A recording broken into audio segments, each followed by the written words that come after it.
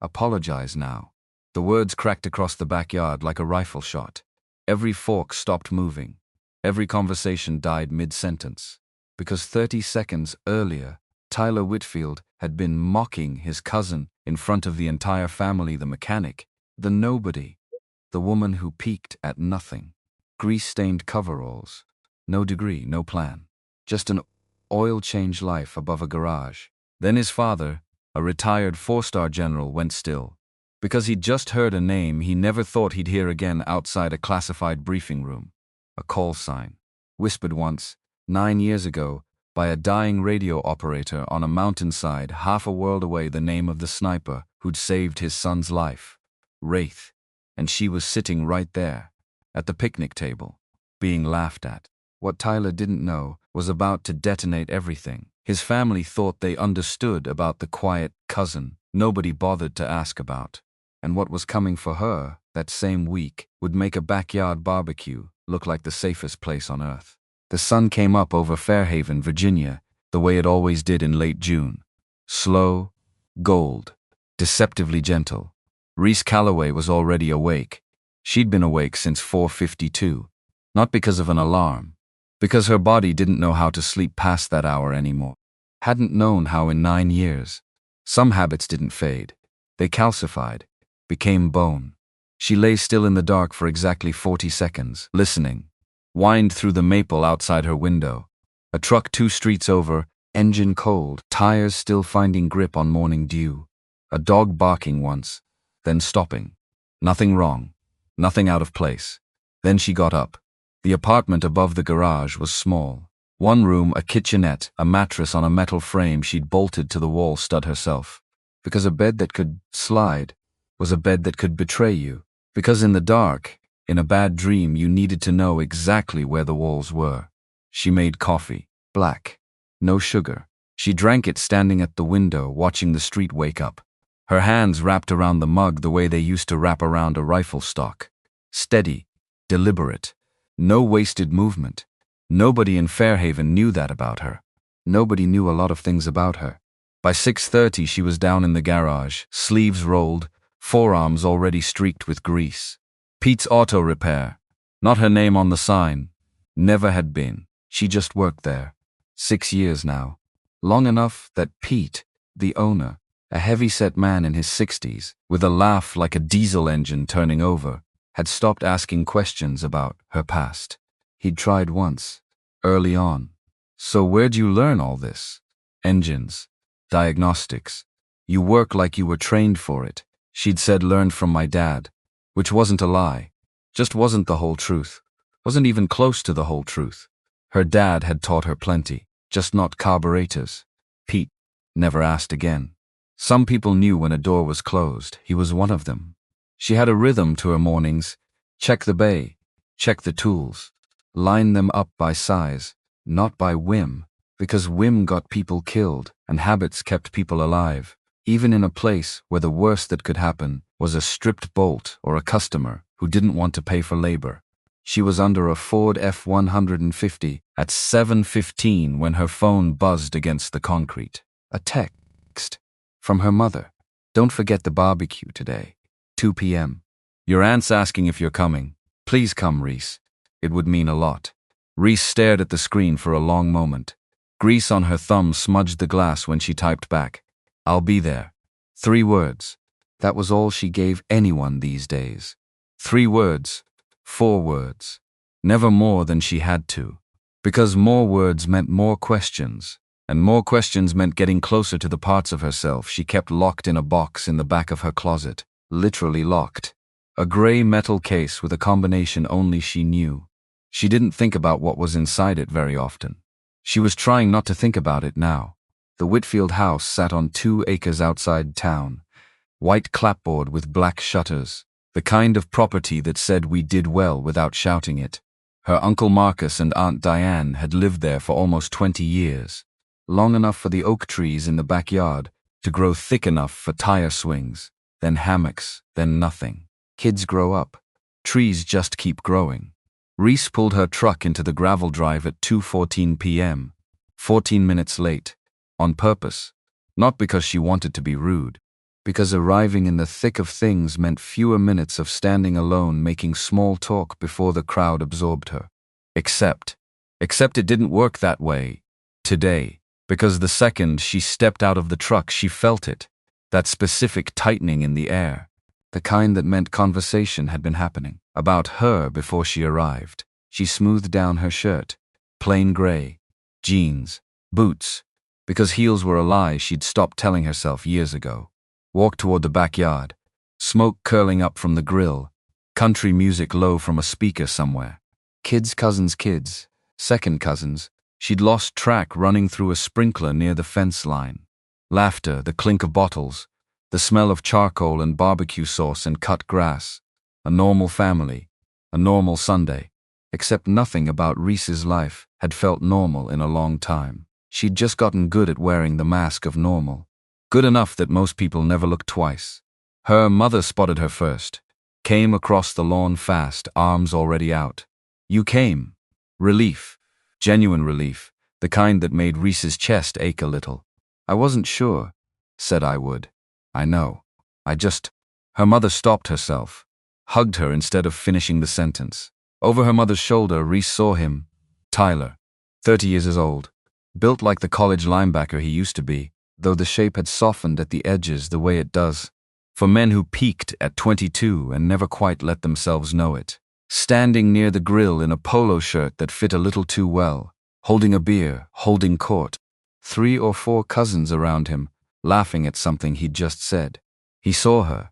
His smile shifted, just slightly, the way a smile shifts when it's about to be used as a weapon instead of a greeting. Well, he raised his bottle in her direction. Look who decided to grace us. Reese kept walking. Hey Tyler, you smell like an oil change. He wasn't wrong. She hadn't showered before coming. Hadn't had time. Didn't have time to clean up for the family. Didn't think it mattered. It doesn't. His grin widened. Sharpened. Just an observation.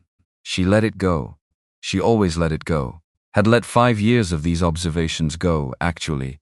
Every family gathering since she'd come back to Fairhaven and taken the job at Pete's. Every one of them building a small brick in a wall.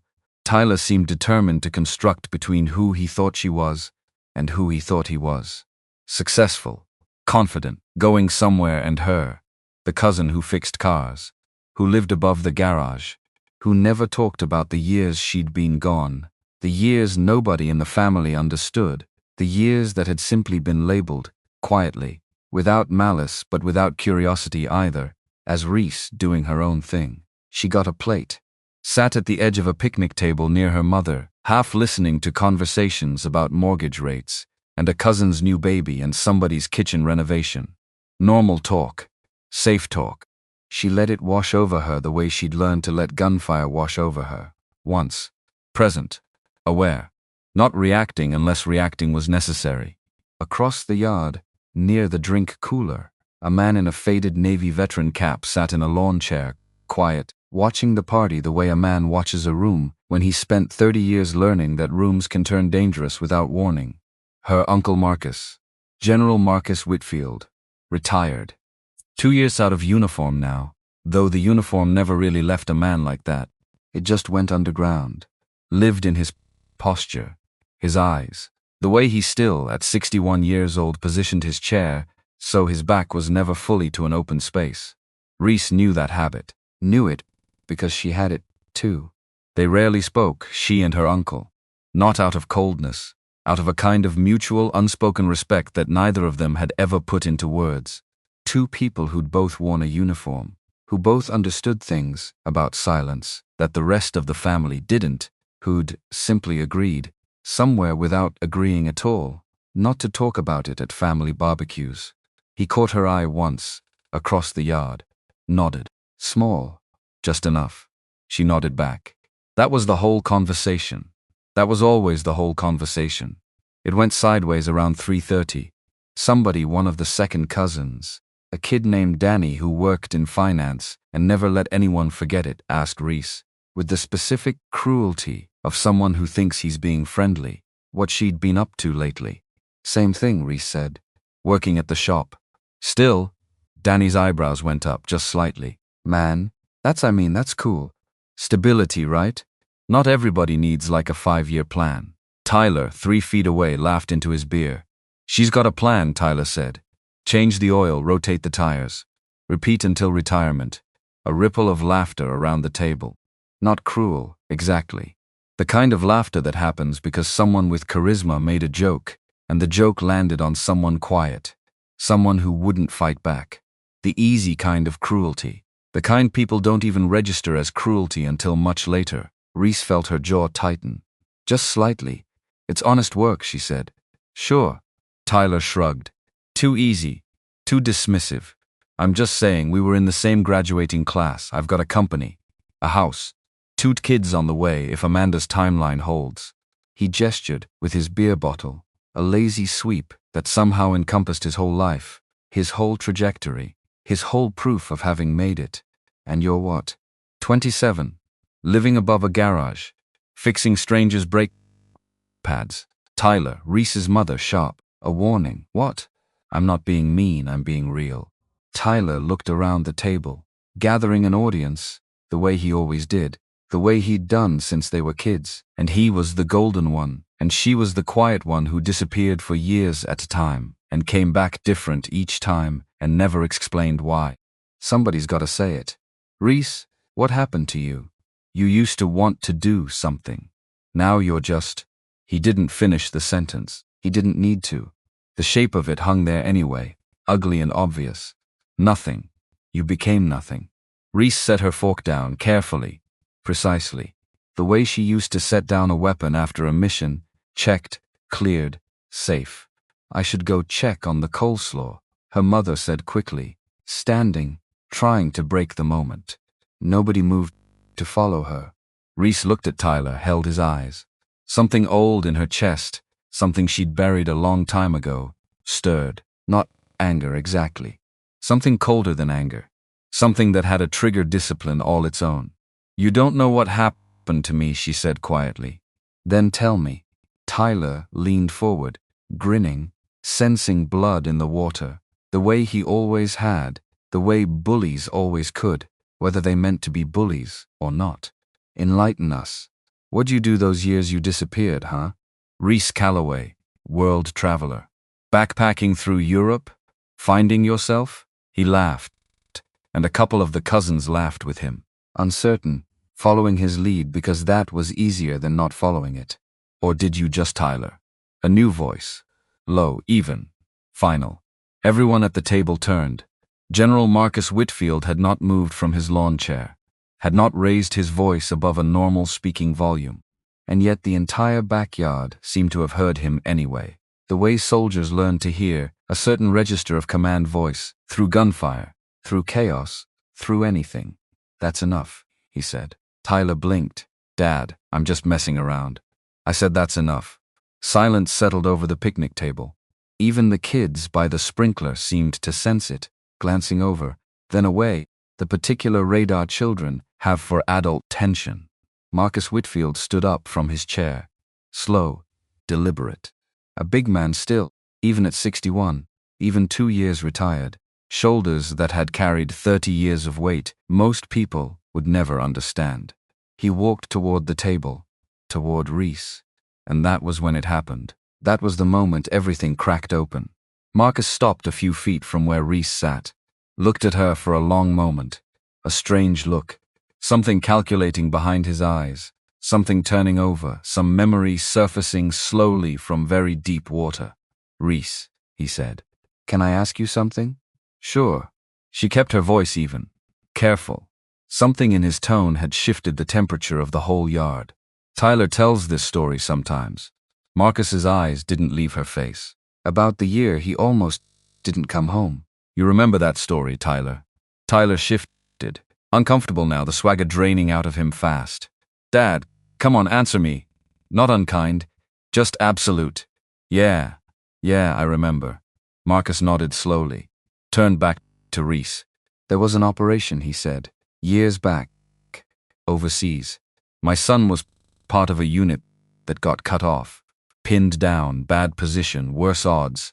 His voice had gone somewhere far away, somewhere Reese recognized, the specific cadence of a man reciting something he'd replayed in his head, 1,000 times. A scar he touched in the dark, sometimes just to remind himself it had healed. They were about to be overrun, and then out of nowhere, one shot, then another. Then the enemy positions just stopped being a threat. From over 1,000 meters out, in conditions nobody should have been able to make those shots in. The yard had gone very quiet now. Even Danny from finance had stopped talking. They never told him who it was, Marcus continued. Classified. Above his clearance at the time. All he knew was a call sign. Command relayed it once, during the extraction, because they needed him to confirm coordinates with the shooter. Marcus's eyes had not moved from Reese's face this entire time. You remember the call sign, son? Tyler's mouth had gone dry. His face had gone pale under the summer tan. Wraith, he said quietly. They called her Wraith. The word dropped into the backyard like a stone into still water. Reese felt her heart stop. Just for a second. Just long enough to notice it stopping. No, not here, not now. Not like this. Marcus took one more step closer. His voice, when it came again, was quieter than before. Almost gentle. Almost afraid to ask the question out loud. As if some part of him already knew the answer, and didn't fully believe it yet. Reese. A pause. His jaw working. What was your call sign? She could have lied. Every instinct she'd trained into her bones for a decade told her to lie. To laugh it off. To say something deflecting. Something normal. Something that would let this moment slide past like every other moment had slid past for 6 years. But she looked at her uncle's face, at the raw, aching hope in it, at the specific look of a father who had spent years wondering about the person who'd saved his son's life, who'd never gotten to say thank you, who'd carried that unfinished debt around like a stone in his chest. And she couldn't do it. Wraith, she said. One word. The yard didn't just go quiet, it went still. The kind of still that happens right before something breaks. Marcus's face, this big weathered, 30-year soldier's face, cracked open. Not into anger. Into something closer to grief. Or relief. Or both at once, tangled together in a way that didn't have a clean name. You, he said. Barely a whisper. It was you. Marcus restarted. Confirm it. His voice cracked on the word. Say it again. Tell me I heard you right. Reese looked around the yard. At her mother, hand pressed to her mouth. At the cousins, frozen mid-bite, mid-sentence, mid-law. At Tyler staring at her like he'd never seen her before in his life. Which in a way he hadn't. It was me, she said quietly. I was there, I made the shots. For a moment nobody moved. Then Marcus turned, slowly, deliberately, toward his son, and his voice when it came was not the voice of a father joking at a family barbecue anymore. It was the voice of a general. Tyler. Flat. Hard. Final. Apologize now. Tyler stood frozen. His mouth opened. Closed. Opened again. Dad. I didn't. His voice came out smaller than Reese had ever heard it. I didn't know. I don't care what you knew. Marcus didn't raise his voice. Didn't need to. You spent the last 10 minutes mocking a woman for a life you know nothing about. A life that includes the fact that she is the reason you are standing in this backyard right now, instead of a name on a wall. His jaw tightened. You want to talk about what somebody did with their life, son? She spent hers so you could keep yours now. Apologize. Tyler's face had gone through several colors in the last 30 seconds. Pale, then red. Now something in between. Something raw and stripped down. The golden boy confidence completely gone. Replaced by something Reese had genuinely never seen on her cousin's face before. Shame. He turned to her. His eyes were wet. Reese. His voice shook. I'm sorry. I'm God. I'm so sorry. I didn't all these years. I just thought. He stopped. I used to tell that story like it was some kind of legend. Some ghost who saved us. I never thought. He shook his head, like he was trying to shake the last 10 minutes out of his skull entirely. I've been an ass to you. For years. And you just let me. I didn't need you to know, Reese said quietly. It wasn't your business to know. But I made you sit there and take it. Every family thing. Every joke. I made you. He pressed the heel of his hand against his eyes for a second, hard like he was trying to physically push the shame back inside himself. You saved my life, and I called you a nobody at a barbecue. The silence that followed was different from the first silence. Heavier, full of something the whole yard could feel, but nobody quite knew how to hold. Reese's mother had tears running freely down her face now. Reese hadn't even noticed her crossing back to the table, but she was there, hand on Reese's shoulder, gripping it hard enough to hurt. Why didn't you tell us? Her mother whispered. Reese, baby, why didn't you ever tell us? Reese looked down at her hands, at the grease still faintly staining the creases of her knuckles, the calluses that had nothing to do with wrenches and everything to do with a decade-old part of herself she never let anyone see. Because, she said slowly, there wasn't a version of telling you that didn't also mean telling you everything else. And I wasn't ready for everything else. Her mother's hand tightened on her shoulder. Are you ready now? Reese didn't answer right away. Because the truth was, she didn't know. Because some doors, once you opened them even a crack, didn't stay cracked. They swung wide whether you wanted them to or not, and everything you'd spent years keeping in the dark came pouring out into the light, whether you were braced for it or not. She was still working out how to answer, when the sound of a phone ringing cut through the yard. Marcus's phone. He frowned, pulling it from his pocket, glancing at the screen. Something shifted in his face immediately. The soft grief of a moment ago hardening instantly into something else. Something alert. Something that hadn't fully gone dormant even 2 years into retirement. I need to take this, he said. Stepped away from the table. Walked toward the edge of the yard. Phone pressed to his ear. Reese watched him go. Watched the tension climb up through his shoulders with every word. He wasn't speaking loud enough for her to hear. Watched his free hand curl slowly into a fist at his side. Old instincts. Instincts she recognized because they lived in her too. Something's wrong. She stood up from the table without fully deciding to. Something in her chest, some ancient alarm she thought she'd retired along with everything else, had started ringing. Reese? Her mother said. Where are you? Give me a second. She crossed the yard. Marcus had his back to the party now, shoulders squared, voice low, and clipped in the particular cadence of a man receiving information he didn't want. Reese stopped a respectful distance away. Waited.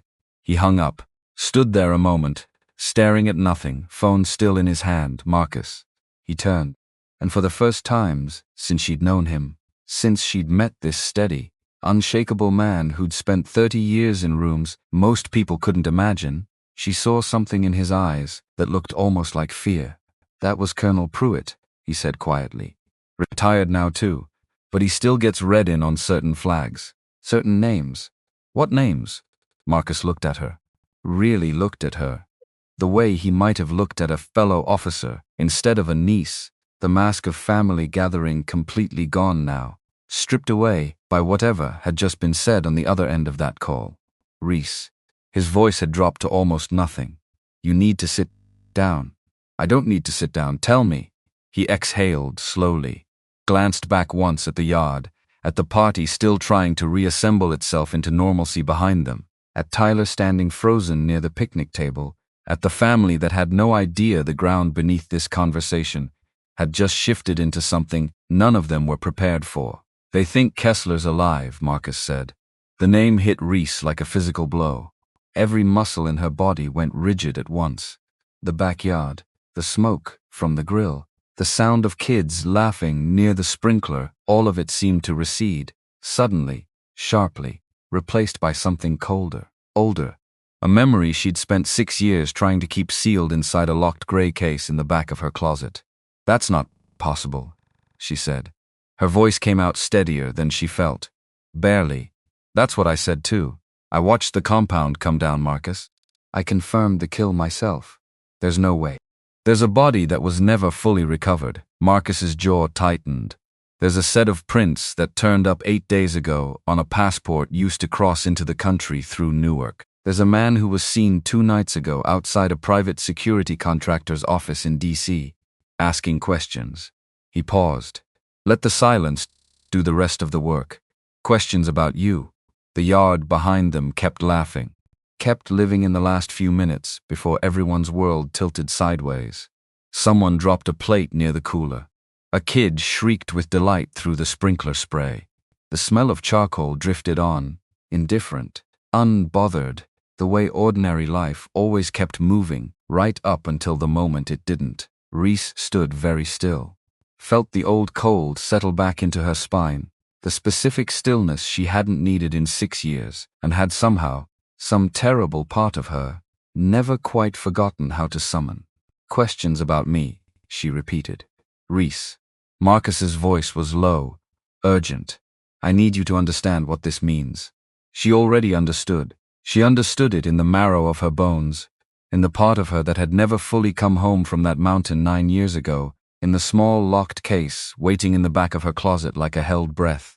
Kessler was supposed to be dead, and if he wasn't, if he really wasn't, then everything she'd spent 6 years building, the garage, the apartment, the quiet, ordinary, anonymous life of grease-stained hands and early mornings and 3-word text messages, all of it was standing on a foundation that had just, without warning, without mercy, begun to crack. He knows where I am, she said. Not a question. Marcus didn't answer right away, and his silence was answer enough. Behind them, from the picnic table, Tyler's voice carried across the yard, tentative, still raw from apology, still trying to find his footing in a version of his cousin he'd never known existed until 20 minutes ago. Reese? Everything okay? She turned, looked back at the family, at her mother's worried face, at the golden light slanting low across the yard, gilding everything in the particular gentleness of a Sunday afternoon that had no idea what was coming. She thought about the gray case in her closet, about the weapon inside it she hadn't touched in 6 years. About the name Kessler and everything it had cost her the first time, the names of the people who hadn't come home, the mountain, the silence after the last shot, the years of trying to become someone who didn't flinch at sudden noises. She thought about the word Marcus had said to Tyler 20 minutes ago, the word that had cracked her whole careful life wide open. Apologize. She almost laughed. A short, humorless breath of air. Because the universe apparently had a sense of humor after all, dragging her secret into the light at the exact moment the past decided to come looking for her too. No, she said quietly, to no one in particular. To herself, mostly. Everything is not okay. She turned back to Marcus, straightened her shoulders the way she used to straighten them before a mission brief, felt something old and familiar and terrible slide back into place inside her chest, a version of herself she'd tried very hard to bury. Tell me everything, she said now. And somewhere behind her the party kept going. The smoke kept rising. The kids kept laughing in the sprinkler spray. For a few more minutes at least, the world still believed it was just an ordinary Sunday. Reese knew better. She'd always known better. It was the one thing 9 years and 1,000 miles and 6 years of quiet mornings above a garage had never quite managed to teach her out of. The past didn't stay buried. It just waited. And now it was awake. The morning after the barbecue, Fairhaven woke up the same as it always did. Except nothing about Reese Calloway's world was the same anymore. Not really. Not since one word, 5 letters. A ghost of a name she'd buried under 6 years of grease and quiet mornings had come crawling back out of the dark. Wraith. She sat at her kitchen table at 5:14 in the morning, coffee going cold in her hands, staring at nothing. Because sleep hadn't come. Not really. She'd closed her eyes around midnight and opened them again every 40 minutes like clockwork, the way she used to during deployments, the body remembering a discipline the mind had tried so hard to forget. The gray case sat on the table in front of her now, unlocked, open. She hadn't touched what was inside it. Not yet. She'd just sat there since 3 a.m., looking at it the way you might look at an old wound you knew. Somewhere underneath the scar tissue still had teeth, a combat knife, a folded flag, creased with age, the edges gone soft from handling. A photograph, curled at the corners, 6 young faces in desert fatigues, arms slung over each other's shoulders, squinting into a sun that had baked half a continent the color of bone. 5 of those faces were dead now. She was the only one still smiling in real life. Her phone buzzed against the table. She didn't jump. Old training. You didn't jump at sudden sounds, you catalogued them. Assessed. Reacted only if reaction was warranted. Marcus, can you come by the house this morning? Just us. Need to talk before anyone else is up. She stared at the message for a long moment, then closed the gray case. Locked it. Put it back in the closet. The way you put a loaded weapon back in a safe, carefully, respectfully, aware the whole time that it hadn't stopped being dangerous just because you weren't holding it. She got dressed. Didn't bother with coffee number 2. Some conversations you needed a clear head for. This felt like one of them. Marcus was waiting on the porch when she pulled up, sitting in the same lawn chair posture he always had, back-angled, sightline covering the driveway, the street, the tree line beyond it. Except today the posture wasn't habit. Today it was purpose. He'd been watching the road since sunrise. She could tell. Diane's still asleep, he said as she climbed the porch steps. Tyler went home last night. Didn't say much. I think he's still processing. He's not the only one. Marcus almost smiled. Almost. The expression died somewhere around his eyes, which hadn't lost the tightness they'd carried since that phone call in the backyard. Sit, he said. Please. She sat. He didn't waste time on pleasantries. That was one of the things she'd always respected about him, even across the strange, careful distance of family gatherings and unspoken understanding. Marcus Whitfield did not do small talk when the stakes were real. I made some calls last night, he said. After you left. People I still trust. People who owe me favors from before I retired. He rubbed a hand over his jaw, and for the first time Reese noticed how tired he looked. Genuinely tired. Not barbecue tired. Bone tired. It's not good. Reese. Tell me. The passport that crossed through Newark 8 days ago. It wasn't just a name match. He met her eyes. Facial recognition confirmed it. 91% probability. It's him. The words landed exactly the way she'd expected them to, and somehow still managed to hit harder than she'd braced for. 91 isn't 100, she said. Her voice came out steadier than her hands felt. No, it's not. Marcus didn't blink, but it's enough that 3 separate agencies are treating this as credible, which means it's enough that I'm treating it as credible, which means you need to treat it as credible too. She looked out at the yard, at the same grass where, less than 24 hours ago, her whole careful life had cracked open in front of a table full of relatives eating potato salad. How did he find me, she said. Not really a question. More like she was thinking out loud, turning the problem over the way she used to turn over a firing solution: wind, distance, drop, angle. Except this time there was no scope to look through. Just fear dressed up as calculation. We don't know yet. Somebody talked. Reese, somebody talked, Marcus. She turned to look at him. Kessler didn't just wake up from whatever hole he crawled into after Sarani and decide to book a flight to Newark on a hunch. Somebody gave him something. A name. A location. Something. Marcus was quiet for a moment. There's something else, he said finally.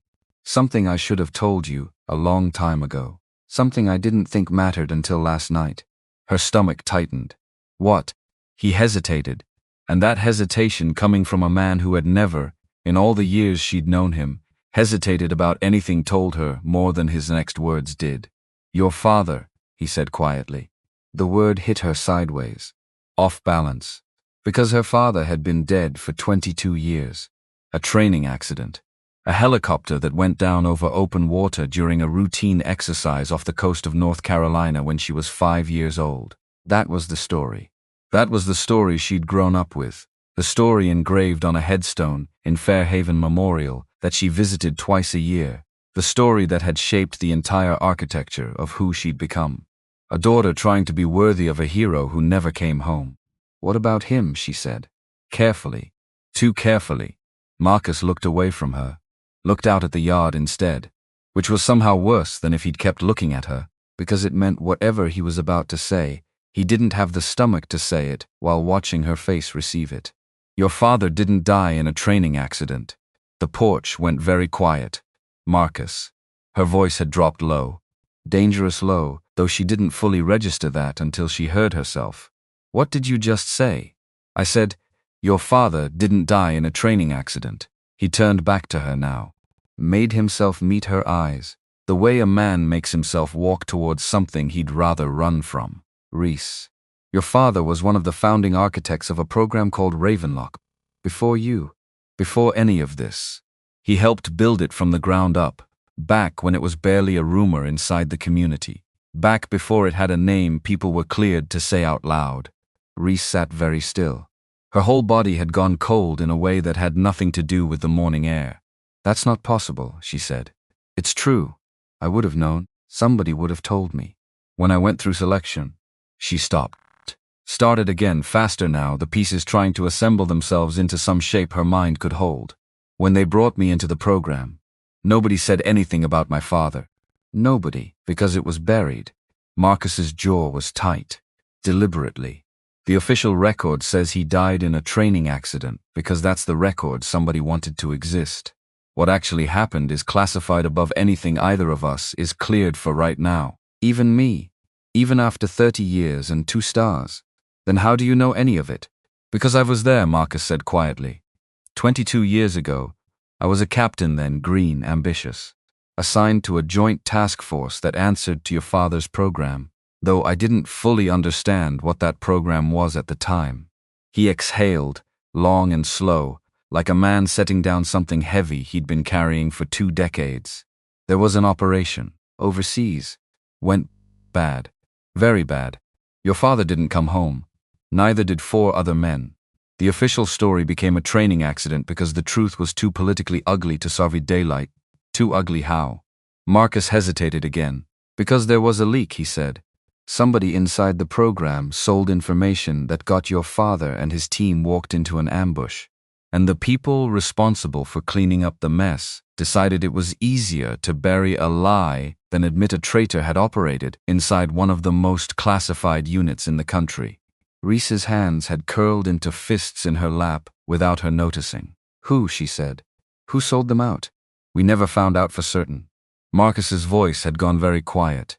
The investigation got shut down before it finished. Officially closed, unofficially he stopped. Shook his head. Unofficially, I always believed whoever did it never got caught. Just got promoted somewhere else. Kept climbing. Kept their hands clean, while 5 men paid for it with their lives. And you're telling me this now, Reese said, because the man who's supposedly walking around alive right now, the man who was your handler's primary target 9 years ago, the man command told you was neutralized. Marcus met her eyes fully now, and there was something in them Reese had never seen before. Not from him. Something almost like dread. Kessler wasn't just your enemy, Reese. He was connected to the same network that got your father killed. Same operational lineage. Same shadow architecture that's been quietly rotting inside this program for over 2 decades. The porch felt suddenly very small. The whole world felt suddenly very small. Because if that was true, because if any of that was true, then the thread didn't start with her mission 9 years ago at all.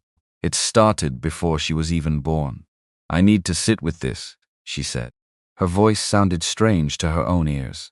Far away. I know. No.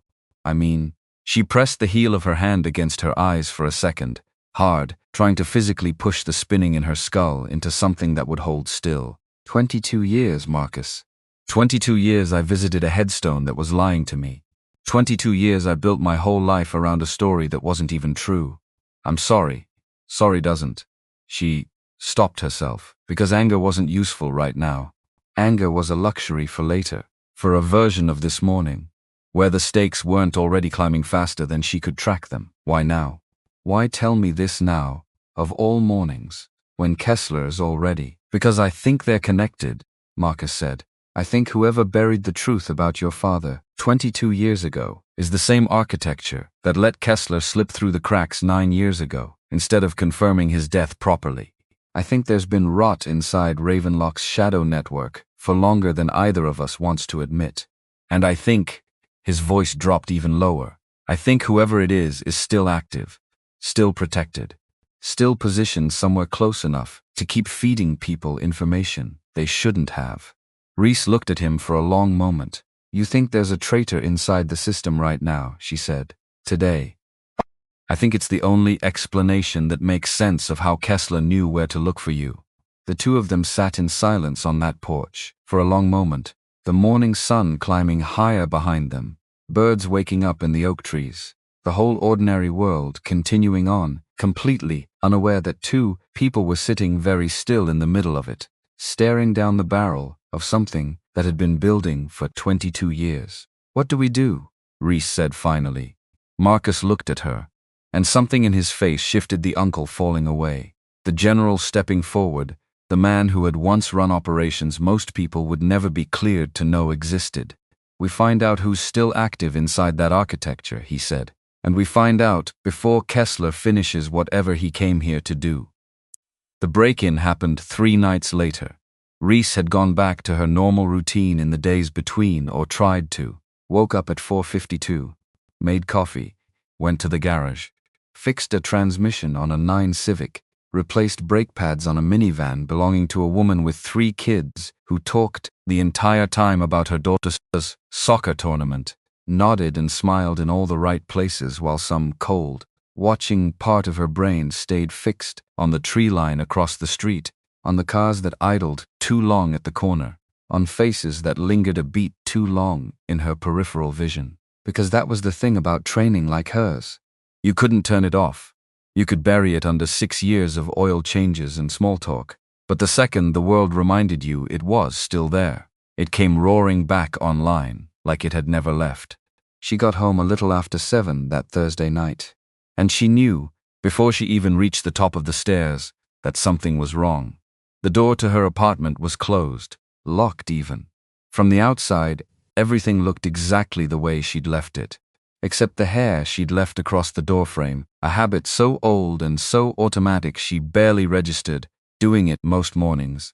A single strand of hair pressed against the seam where the door met the frame, invisible unless you knew to look for it, was gone. Someone had opened this door. Her pulse didn't spike. That was the strange part, the part that told her how deep the old training still ran. Her pulse didn't spike at all. It just slowed, sharpened, everything around her sliding into a kind of high-definition clarity she hadn't felt in 6 years. She didn't go inside right away. She stood at the top of the stairs and listened. 30 seconds. A minute. No sound from inside. No shift of weight on old floorboards, no breathing she could catch. Nothing. Which didn't mean nobody had been there. It meant nobody was there now. She opened the door slowly, swept the room the way she'd swept 100 rooms before, though this time the only weapon in her hand was a tire iron she'd grabbed from the truck bed on her way up, which felt almost comically small compared to what her body remembered carrying. Empty. The apartment was empty, but it wasn't untouched. Someone had gone through her closet, carefully, quietly. Someone who knew exactly what they were looking for, because the gray metal case had been moved, not stolen. Moved, pulled out from its hiding spot, set in the middle of the closet floor, lid open. Everything inside it was still there. The knife, the flag, the photograph of 6 young faces in the desert. Except somebody had added something. A single photograph laid neatly on top of everything else, new, recent. A photograph of Reese herself, taken from a distance, through a long lens, standing outside Pete's garage 2 days ago in her work coveralls, unaware, exposed, photographed the way you photograph a target you're building a file on. Across the bottom of the photograph, in handwriting she didn't recognize, someone had written 3 words. "I remember you." Reese stood in her ransacked closet for a long moment, staring down at the photograph, feeling something in her chest go very still and very cold. Because this wasn't Kessler's handwriting, and she knew that, because she'd read Kessler's handwriting before, in intercepted communications years ago, and this wasn't it, which meant somebody else had been inside her home, which meant there were at least 2 threats circling her now instead of 1, which meant the traitor Marcus had described on his porch 3 days ago wasn't a hypothetical anymore. It was real. It had a hand. It had walked into her home and touched her father's flag and left a message. "I remember you." Her hands were shaking. She noticed that distantly, the way you notice something happening to someone else's body. She set the photograph down. closed the case, locked it again, though the lock felt useless now, a formality, a habit from a life that had just proven it couldn't protect her anymore. She called Marcus. He picked up on the first ring. Reese? Someone was in my apartment. Her voice came out flat, controlled. The voice she used to use on comm channels when the situation had gone sideways, and panic was a luxury nobody had time for. They went through my case, left a photo. Recent. Taken outside the garage 2 days ago. Silence on the line for a beat. I'm coming over, Marcus said. No. She surprised herself with how fast the word came out. Not here, not tonight. I need to move. Move where? I don't know yet. She looked around the apartment, the only home she'd built for herself in 6 years. The mattress bolted to the wall. The coffee mug still sitting by the sink from that morning. The whole small, careful life she'd constructed out of routine and repetition. And the desperate hope that if she just kept her head down long enough, the past would eventually stop looking for her. It hadn't stopped looking. It had just been waiting. I need people I trust, she said. The kind of people who don't ask questions I can't answer. Do you still have contacts from the old network? People who'd come if you called. Marcus was quiet for a moment. There are 2, he said finally. Maybe 3, if the third one's still speaking to me, which is a bigger if than I'd like. Call them! Reese Marcus. Her voice cracked just slightly, the first crack she'd let show since the barbecue. Somebody walked into my home, touched my father's flag, left a photo with my picture on it, and a note that says I remember you. I don't have the luxury of doing this alone anymore. I need help. There was a long pause on the line. Give me until tomorrow morning, Marcus said. I'll make it happen. They gathered at Marcus's house the next day. Not in the backyard this time. In the study, a room Reese had never once been inside in all the years she'd known this family. A room with the blinds drawn and a desk covered in maps that looked, disturbingly, like they'd been recently used. 2 people were already there when she arrived. A woman, early 40s, sharp-eyed, dressed like she'd walked straight out of a government office and hadn't bothered changing. Introduced herself simply as Nadia. Former intelligence analyst, Marcus explained. Spent 6 years reading satellite data for operations most people never heard about. Retired now, technically, though the way she scanned the room when Reese walked in corners first, exits second, faces last suggested retirement was more of a paperwork status than a lived reality. The second was a man built like a retired athlete, gone slightly soft at the edges, though something in the way he moved suggested the softness was deceptive. Introduced himself as Dale.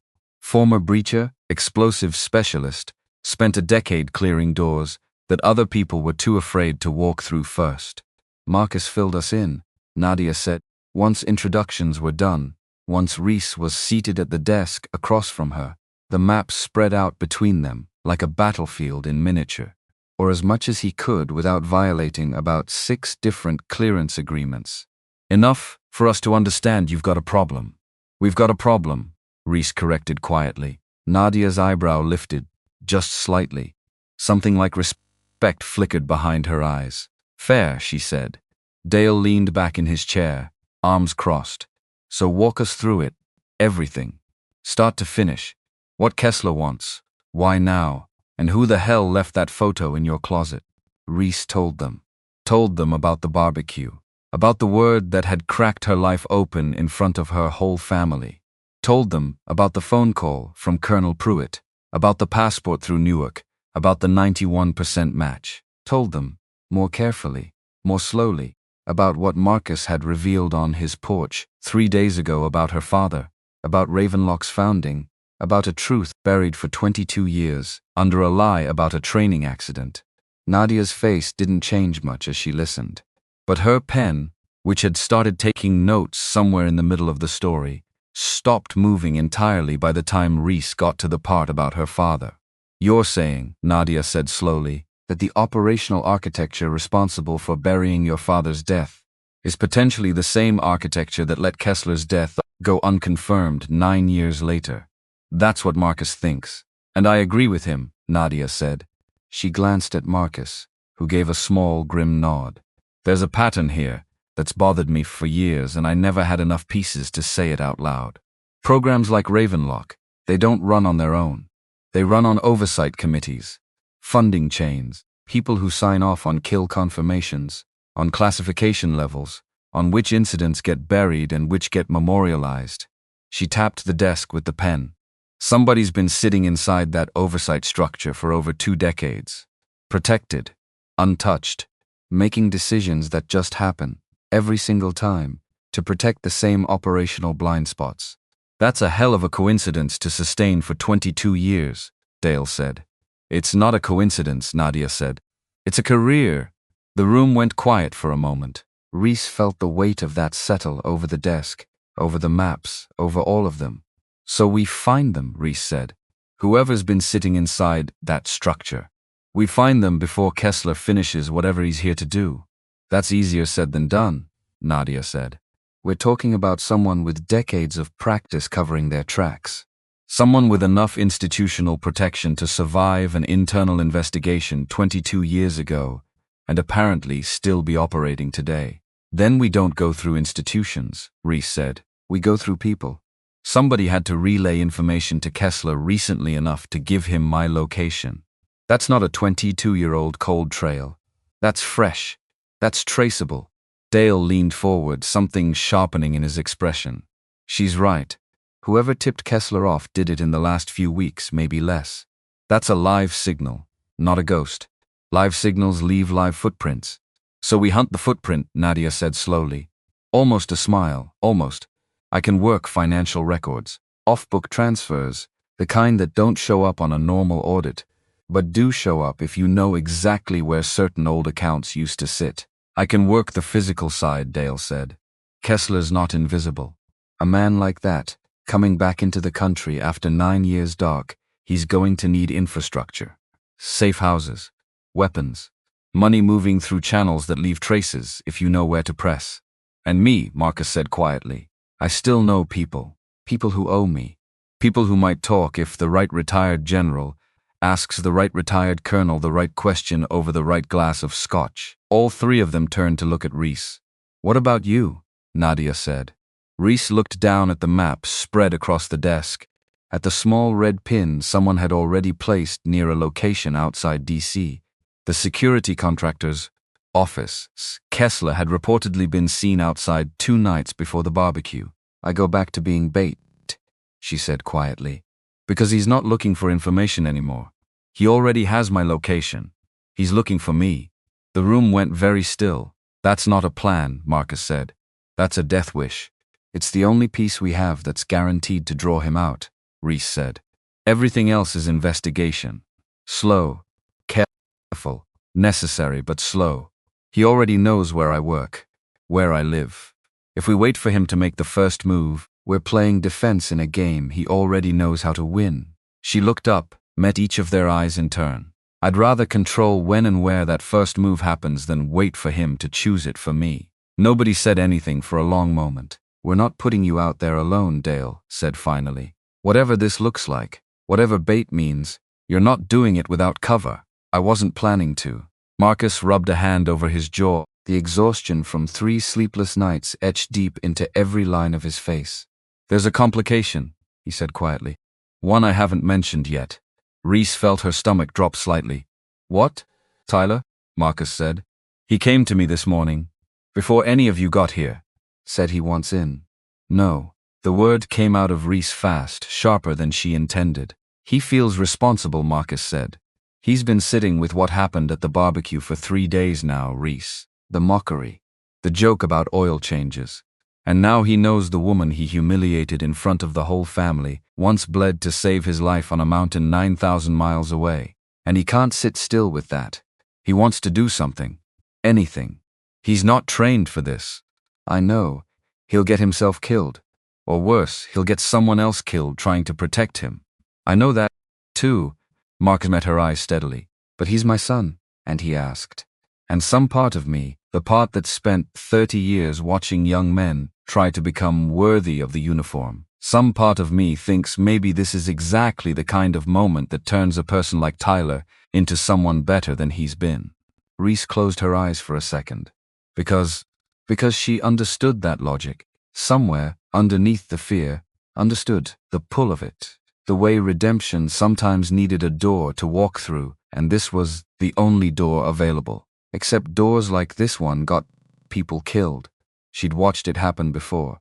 Good intentions did not stop bullets. Fine, she said finally, opening her eyes. But he does exactly what I say, when I say it.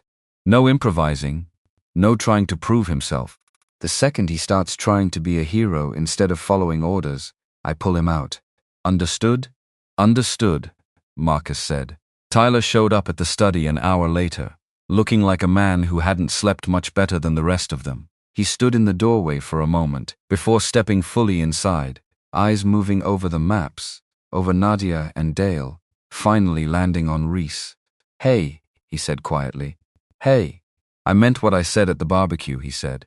I know sorry doesn't undo 6 years of being an idiot, but I meant it. I know you did.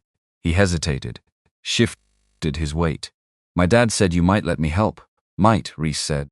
That word's doing a lot of work in that sentence. A flicker of something almost like his old grin crossed his face, quickly extinguished, replaced by something more careful. Fair. You do exactly what I say, Reese said. No hesitation.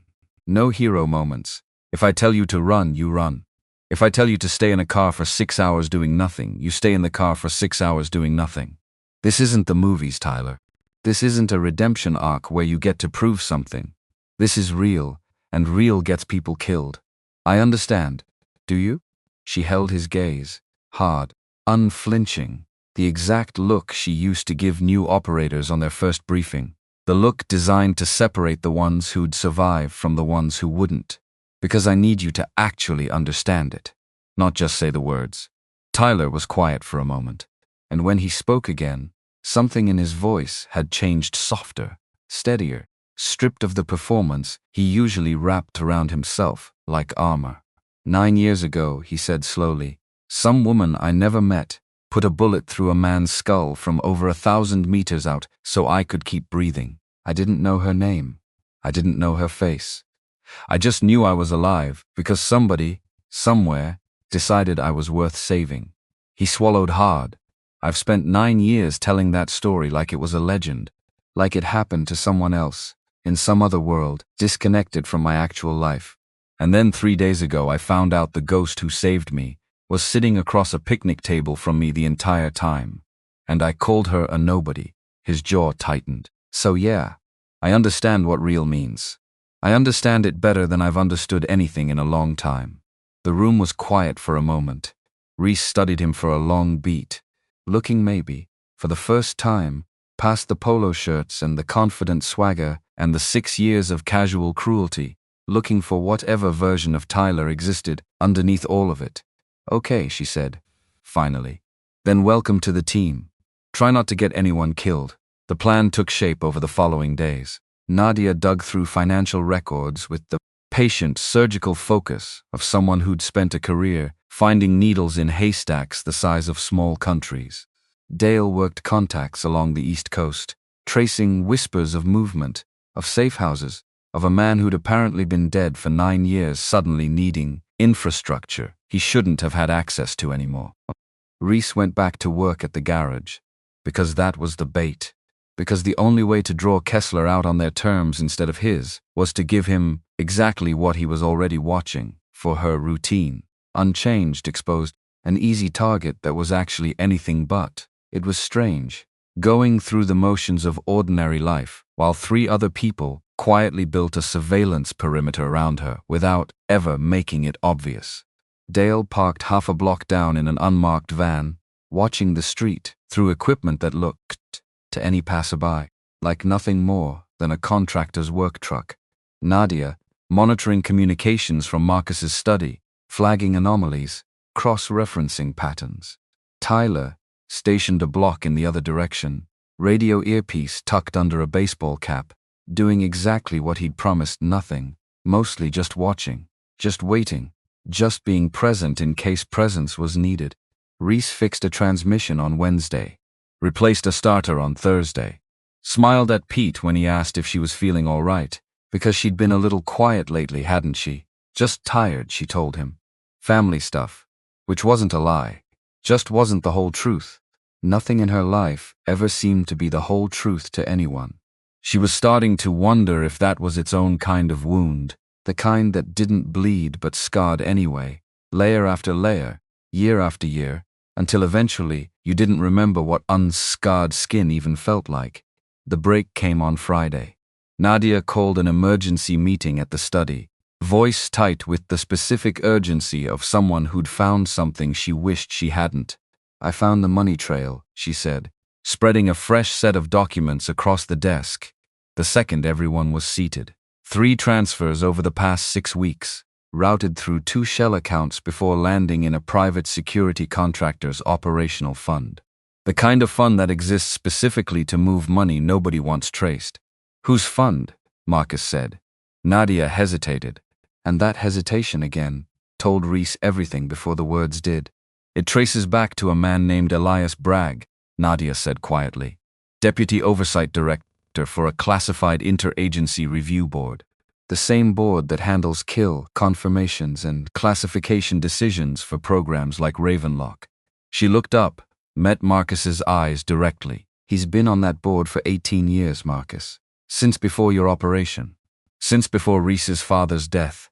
The room went very still. "I know that name," Marcus said, slowly. His voice had gone strange, distant. "Elias Bragg. You know him," Reese said. "I know him." Marcus's jaw had tightened into something hard and unreadable. "He was at your father's memorial, Reese, 22 years ago. Stewed in the second row. Shook my hand afterward. Told me." He stopped. Swallowed. "He told me your father's sacrifice would never be forgotten, that the program would honor his legacy.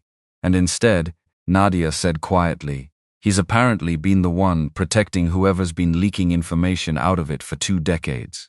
"We don't know that for certain," Dale said.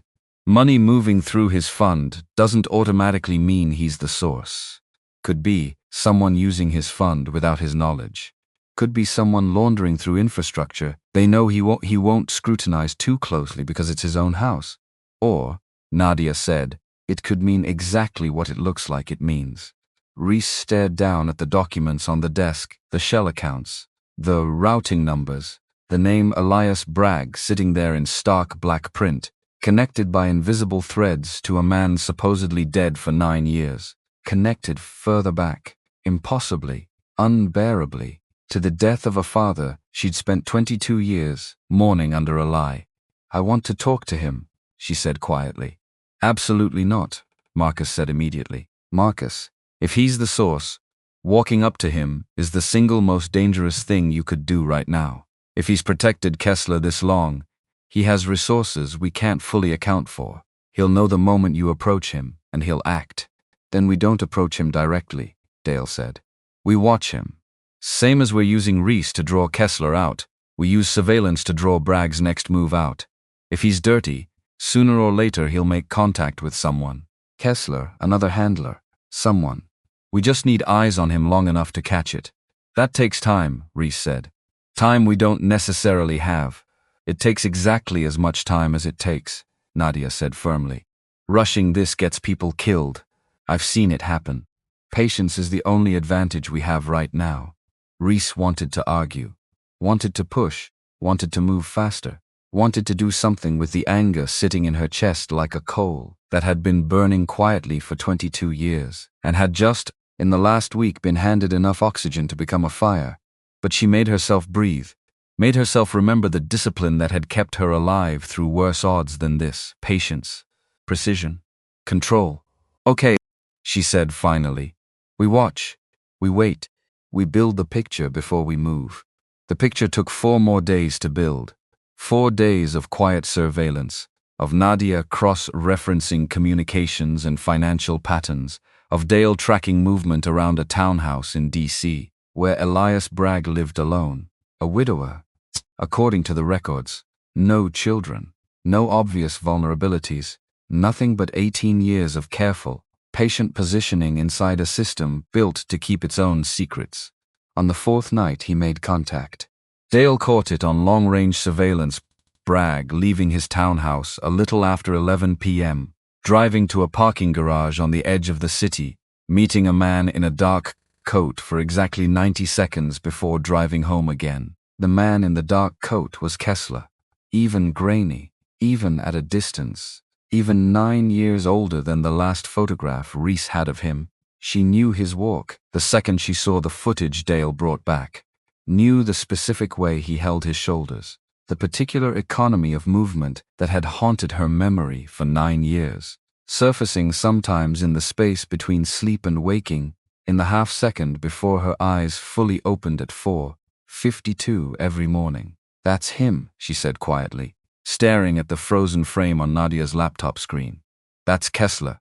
And that, Marcus said, voice heavy, is confirmation. The room absorbed the weight of it in silence. 22 years of buried truth. 9 years of a kill confirmation that had never actually been a kill. A traitor hiding inside the very structure built to protect the truth, quietly meeting in parking garages at 11 p.m. with a man who was supposed to be dead. "So what now?" Tyler said. His voice, when it came, sounded younger than Reese had ever heard it. Scared, maybe, for the first time in his adult life. Genuinely scared, the confidence stripped all the way down to something raw and human underneath. Reese looked at the frozen image on the screen, at Kessler's shoulders, angled the same way they'd been angled 9 years ago, on a mountainside half a world away, right before she'd pulled a trigger and thought, wrongly, that she was ending something instead of merely pausing it. Now, she said quietly, we stop reacting to him, and we start hunting him instead. Marcus's phone buzzed on the desk. He glanced down at it, and something in his face changed instantly. The careful, strategic focus of the last 4 days replaced, in a single heartbeat, by something closer to panic. "What?" Reese said. "What is it?" Marcus looked up. His face had gone pale. "It's Tyler's fiancée," he said. "Amanda. She's not answering her phone. Neither is Tyler's sister. They were supposed to be at dinner an hour ago." Tyler was already on his feet, his own phone in his hand, dialing, waiting, the color draining from his face with every unanswered ring. "Nothing," he said, voice cracking. "It's going straight to voicemail, both of them." Nadia was already moving, pulling up something on her laptop, fingers flying across the keyboard with sudden, sharp urgency. "I've got a location ping off Amanda's phone from 40 minutes ago," she said. "It's not her apartment. It's a warehouse district on the edge of town.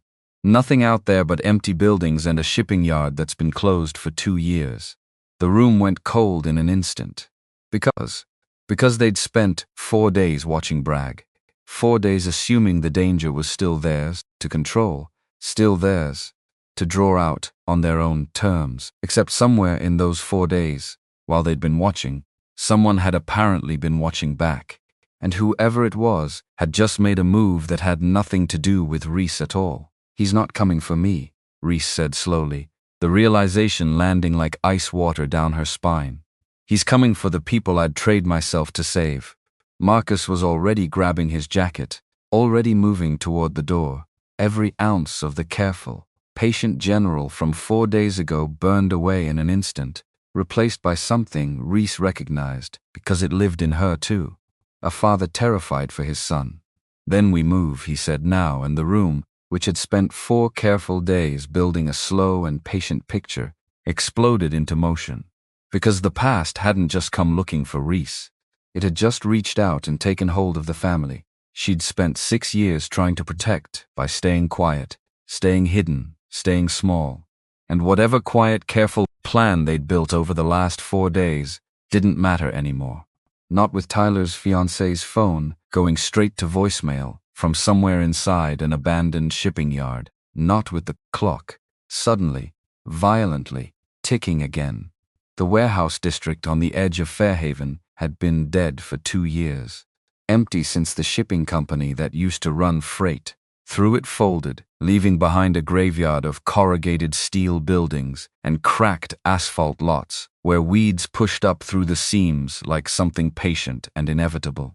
Reese knew the layout before she got there, because Nadia had already pulled satellite images, already mapped exits, already flagged the 2 buildings still structurally sound enough to hold people inside them. without the roof coming down. Because that was the job now. Not grief, not shock, just cold, fast calculation. The kind that didn't leave room for anything else. Except somewhere underneath the calculation, a different voice kept trying to break through. Small, panicked. The voice of a woman who had just found out, 4 days ago, that her father's death had been a lie, and now might be about to lose the only family who'd ever bothered asking her to come home. She shoved the voice down. There'd be time for it later. If there was a later. Dale drove. Marcus sat in the passenger seat, jaw locked so tight. Reese could see the muscle working from the back seat, both hands pressed flat against his knees, like he was physically holding himself together through will alone. Tyler sat beside her, silent, pale, his phone still clutched in his hand, though the screen had gone dark 10 minutes ago. "Talk to me," Reese said quietly. Not to anyone in particular. To the van. To the night rushing past the windows. To whatever version of herself still knew how to think clearly when the people she loved were the ones in the crosshairs. Nadia's voice came through the earpiece, steady, professional, the voice of someone who had spent a career learning how to be calm when everyone around her wasn't. Pings holding steady on Amanda's phone. Same coordinates. Building 2, northeast corner of the lot. No movement in the last 6 minutes. No movement is good, Dale said. No movement means nobody's actively hurting them. Or it means they're already. Tyler's voice cracked. He didn't finish the sentence. "Don't," Reese said. Sharp. Not cruel but final. "You don't get to go there yet. Not until we know something. Panic doesn't help them. Panic gets people killed. You want to help Amanda? You breathe. You listen. You do exactly what I say." Tyler's jaw tightened. He nodded once. Didn't speak again. The van rolled to a stop 2 blocks out, engine cut, headlights dark. Dale reached into the back and started passing out gear, not much. Not the kind of arsenal Reese had once carried into places like this, but enough. A vest for Reese. A sidearm, checked and cleared, pressed into her hands with the quiet efficiency of a man who'd handed weapons to people walking into danger more times than he probably wanted to remember. "You sure about this?" Dale said quietly. Just to her. "No," Reese said. "But I'm going anyway." That wasn't really the question. I know what the question was. She checked the weapon. Familiar weight. Familiar click. Some part of her body remembered this the way it remembered breathing.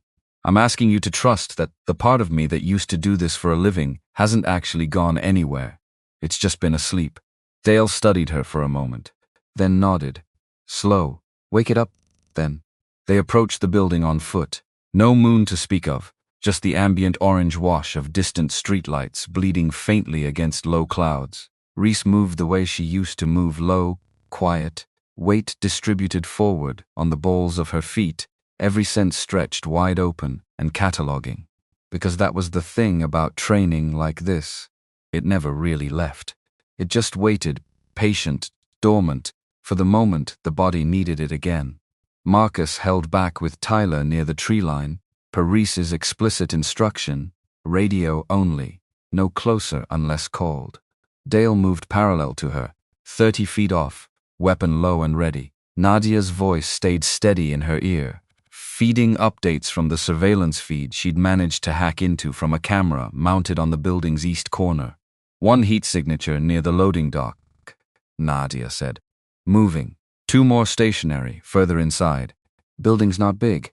Maybe 40 by 60. Single story. Open floor plan from what I can tell. Weapons. Can't confirm from thermal. Assume yes." Reese exhaled slowly, positioned herself against the cold metal wall near a side door that hung slightly ajar, rust creeping up its hinges. Dale took position on the opposite side. "On my count," she murmured. Except she never got to finish the count.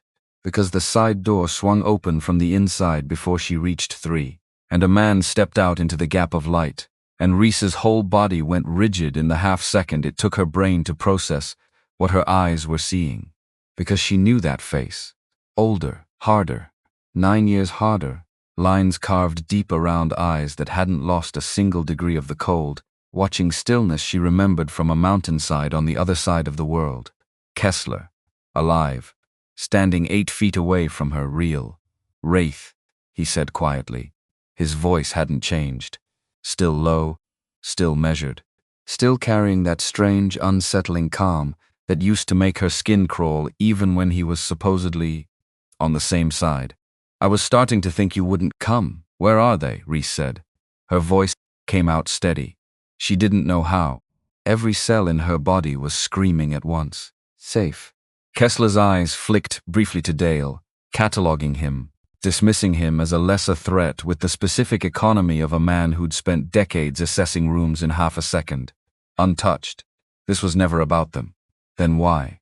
Because I needed you to come alone. A ghost of something that might have been regret crossed his face. And I knew you wouldn't. Not for yourself. You'd have stayed hidden. Stayed safe. Let me circle you for months if that's what it took. His jaw tightened. But for family, for people you love, you'd walk into fire. So you took 2 innocent women hostage to test a theory about my psychology. I took them, Kessler said quietly, because I needed 30 minutes of your undivided attention, and I've learned the hard way that people like us don't give that away for free. Reese's grip on the weapon didn't waver, but something in her chest had started to shake, a tremor she refused to let reach her hands. You're supposed to be dead, she said. I confirmed the kill myself. You confirmed what you were shown, Kessler said, which is not the same thing.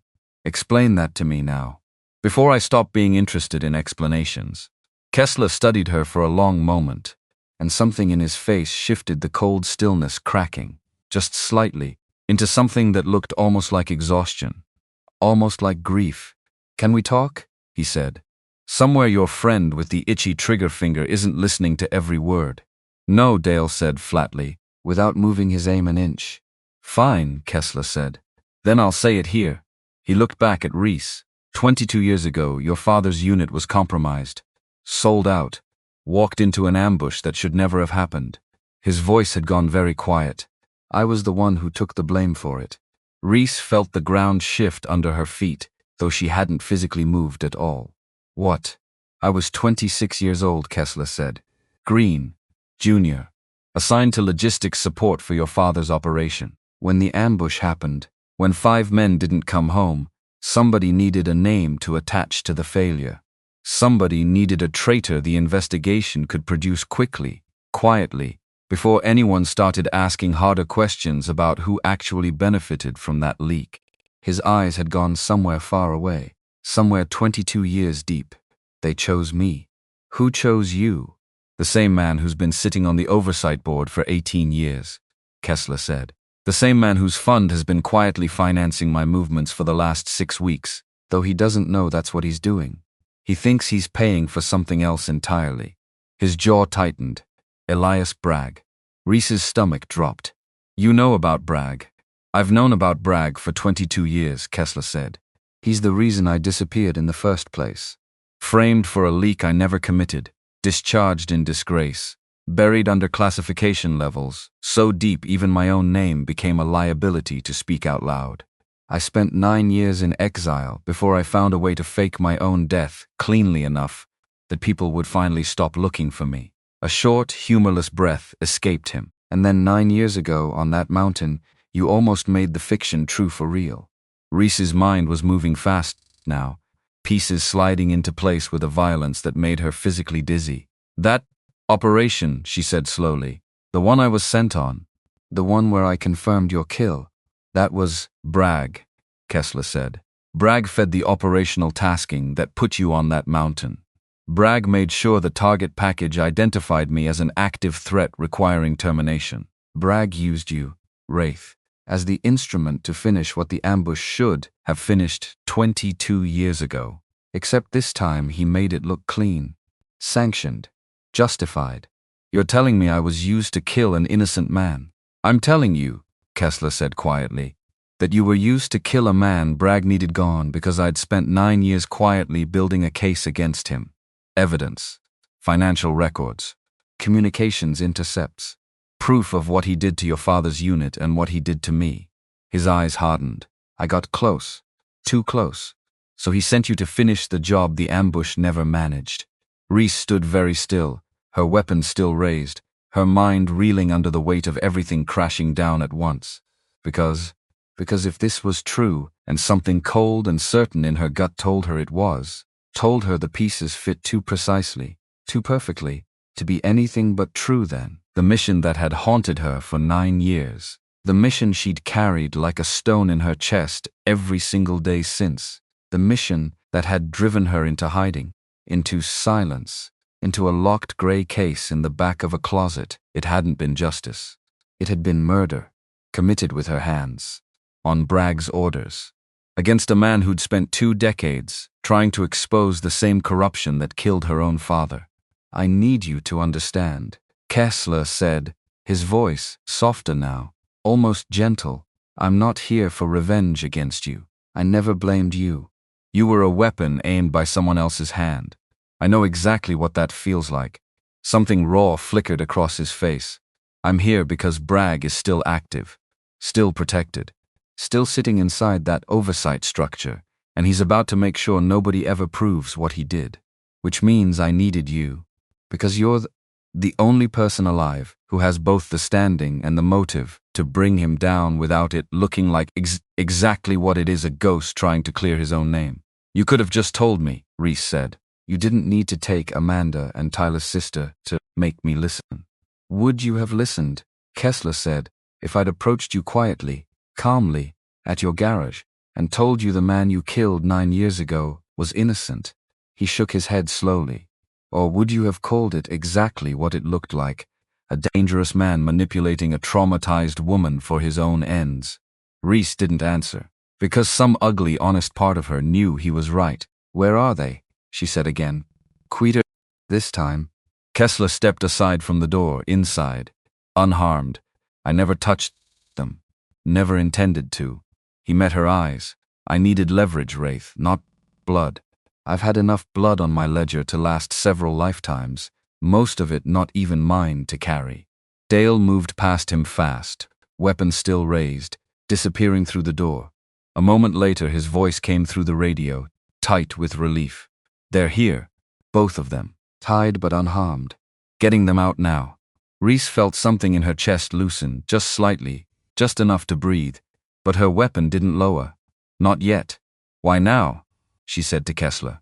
9 years and you wait until now to surface." "Because Bragg made a mistake," Kessler said. 6 weeks ago, he authorized a payment through channels I'd been quietly monitoring for years, waiting for exactly this kind of misstep.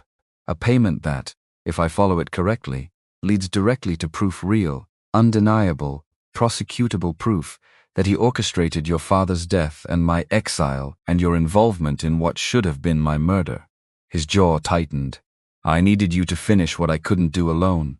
Someone with your family's name, your standing. Someone Bragg won't see coming until it's too late." Reese lowered her weapon slowly. Not because she trusted him.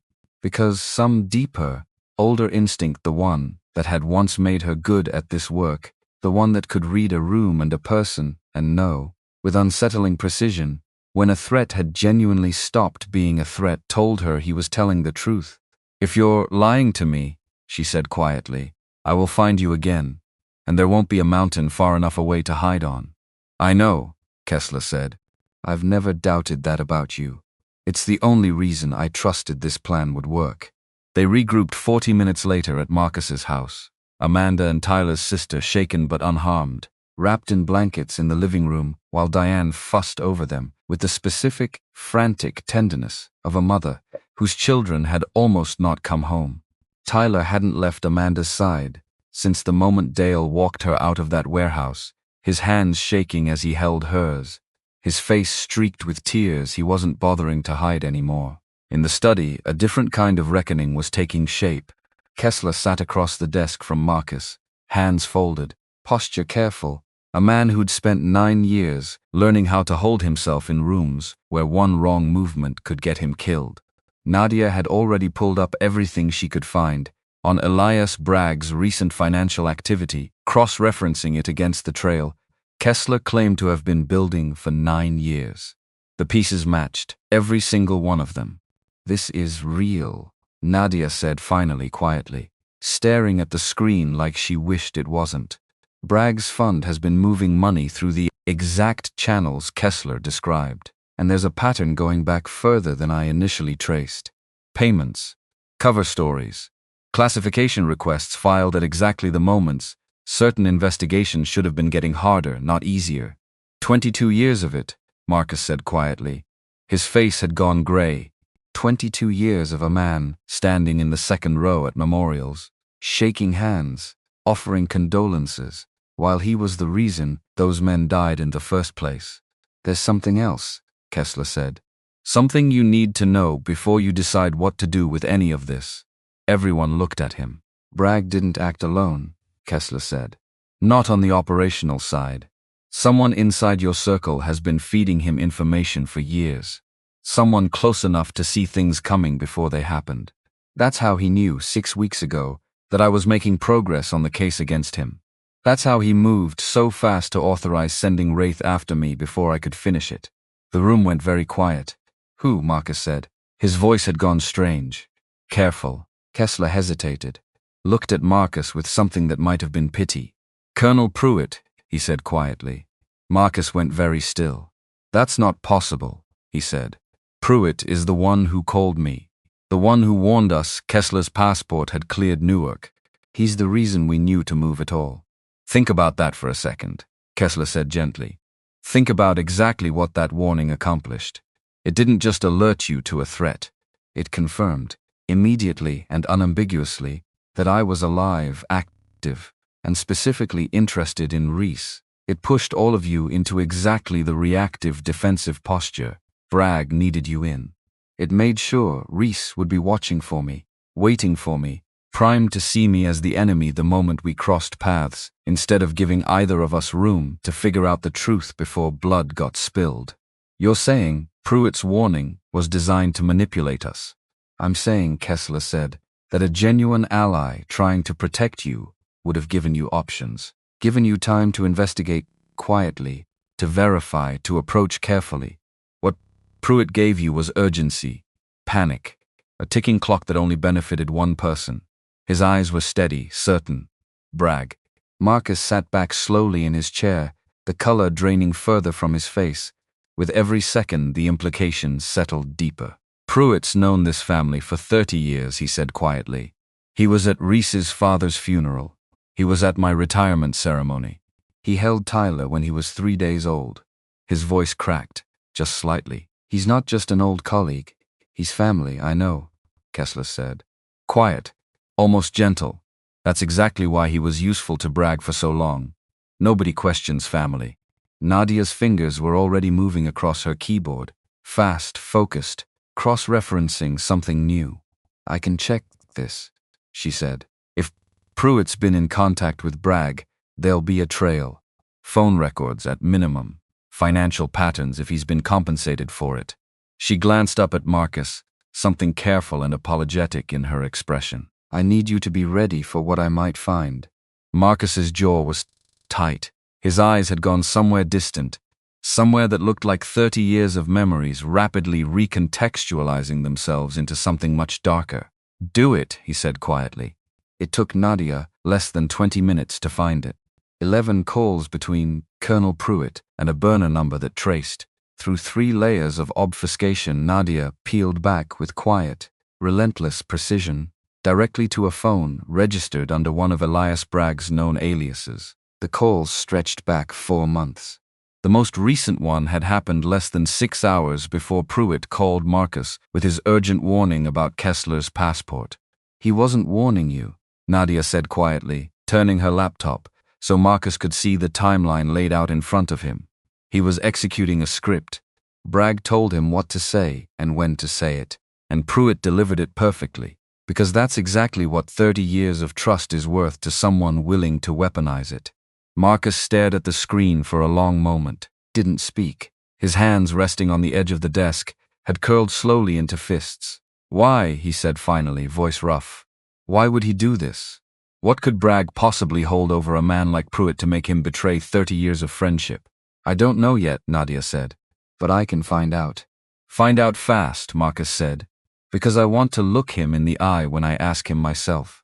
They confronted Pruitt the following morning. At his home outside Fairhaven, a modest brick ranch house with an American flag hanging from the porch, and a garden Diane had once complimented at a dinner party years ago, back when this whole nightmare had still been sleeping, buried, waiting.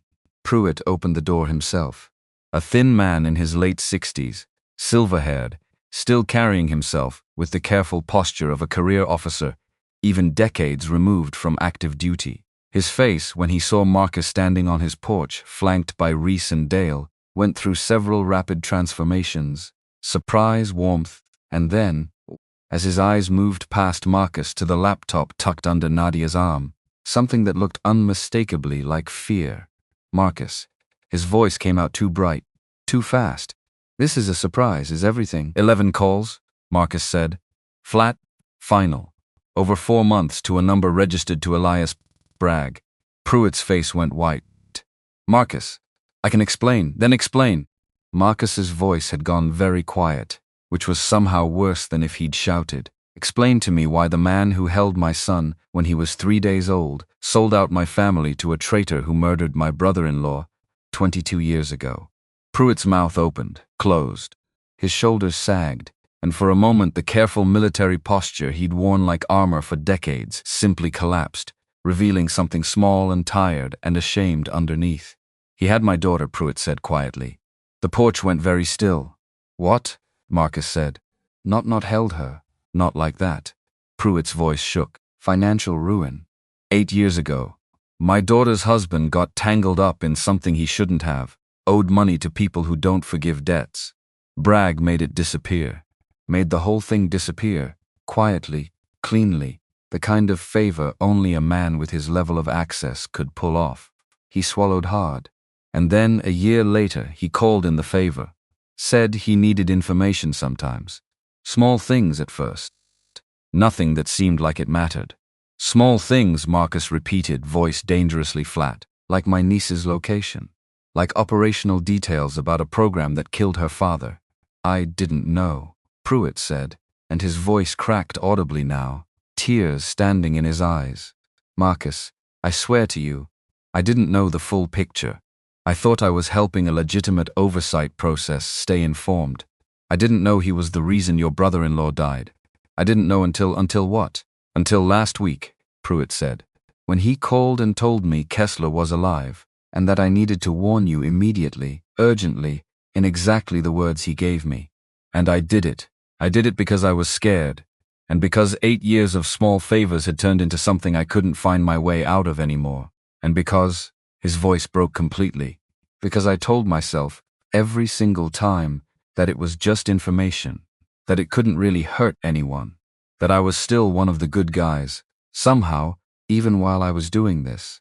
Marcus stood on the porch for a long moment, staring at a man he'd called a brother for 30 years, watching him fall apart in real time. "You almost got Reese killed," Marcus said quietly. "You almost got my son's fiancée killed." "I know." Pruitt was openly crying now. "I know, Marcus, and I don't expect you to forgive me. I don't even expect to forgive myself. But I'll tell you everything. Every call. Every detail Bragg ever asked me for. I'll testify if that's what it takes. I owe your family that much, even if it's 22 years too late." Reese watched the exchange from a few feet away, something complicated twisting in her chest.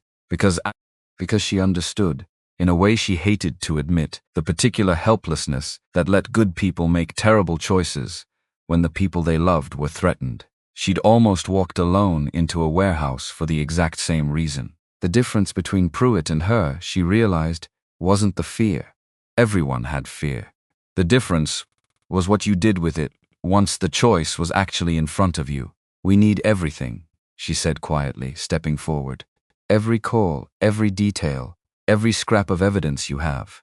Not for revenge, for proof, for the families of the 4 other men who died on that mountain 22 years ago and never got to know the truth about why." Pruitt looked at her. Something in his face, beneath the shame and the fear, hardened slightly into resolve. "You'll have it," he said. "All of it."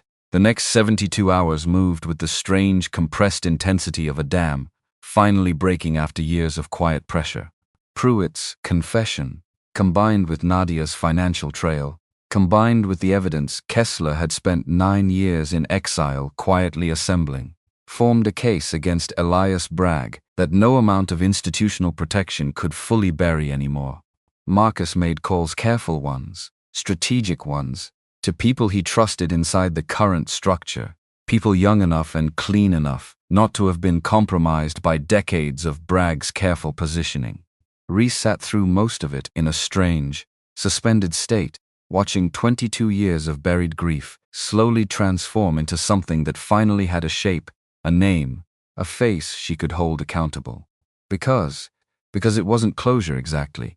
Closure implied an ending, and this didn't feel like an ending so much as a long overdue, the beginning of finally understanding what had actually happened to her father, to her own hands, to the 9 years of guilt she'd carried for a kill that had never been justice in the first place. She met Kessler once more, alone, in a quiet diner outside town, 3 days after the warehouse.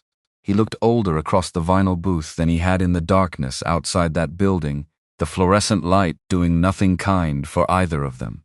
"What happens to you now?" she asked. "Once this is over, once Bragg is exposed." Kessler considered the question for a long moment, turning a coffee cup slowly between his hands. "I don't know," he said finally. 9 years of exile doesn't exactly prepare a man for what comes after. I don't know if there's a version of a normal life waiting for me on the other side of this." He looked up at her. "But I know I don't want to spend whatever's left of my life as a ghost anymore. I'm tired of being a name people whisper. I'd like to just be a man again. Even an old, disgraced one." Reese studied him. This man she'd once been ordered to kill. This man whose blood she'd carried on her conscience for 9 years. Believing it was justice. Believing it was necessary. Believing 100 small lies that had all, somehow, traced back to the same rotten root. "For what it's worth," she said quietly, "I'm sorry. For what I did to you on that mountain." Kessler shook his head slowly. "You didn't do anything to me," he said. "A liar with too much power did that.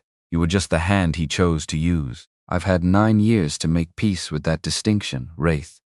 I'd suggest you don't wait 9 years to make peace with it yourself." "It's Reese," she said quietly. "Not Wraith. Not anymore." Something that might have been the beginning of a smile crossed his weathered face. "Reese," he said, testing the name like an old man. Testing a new pair of shoes. "That's a good name to go by. I hope you get to keep it."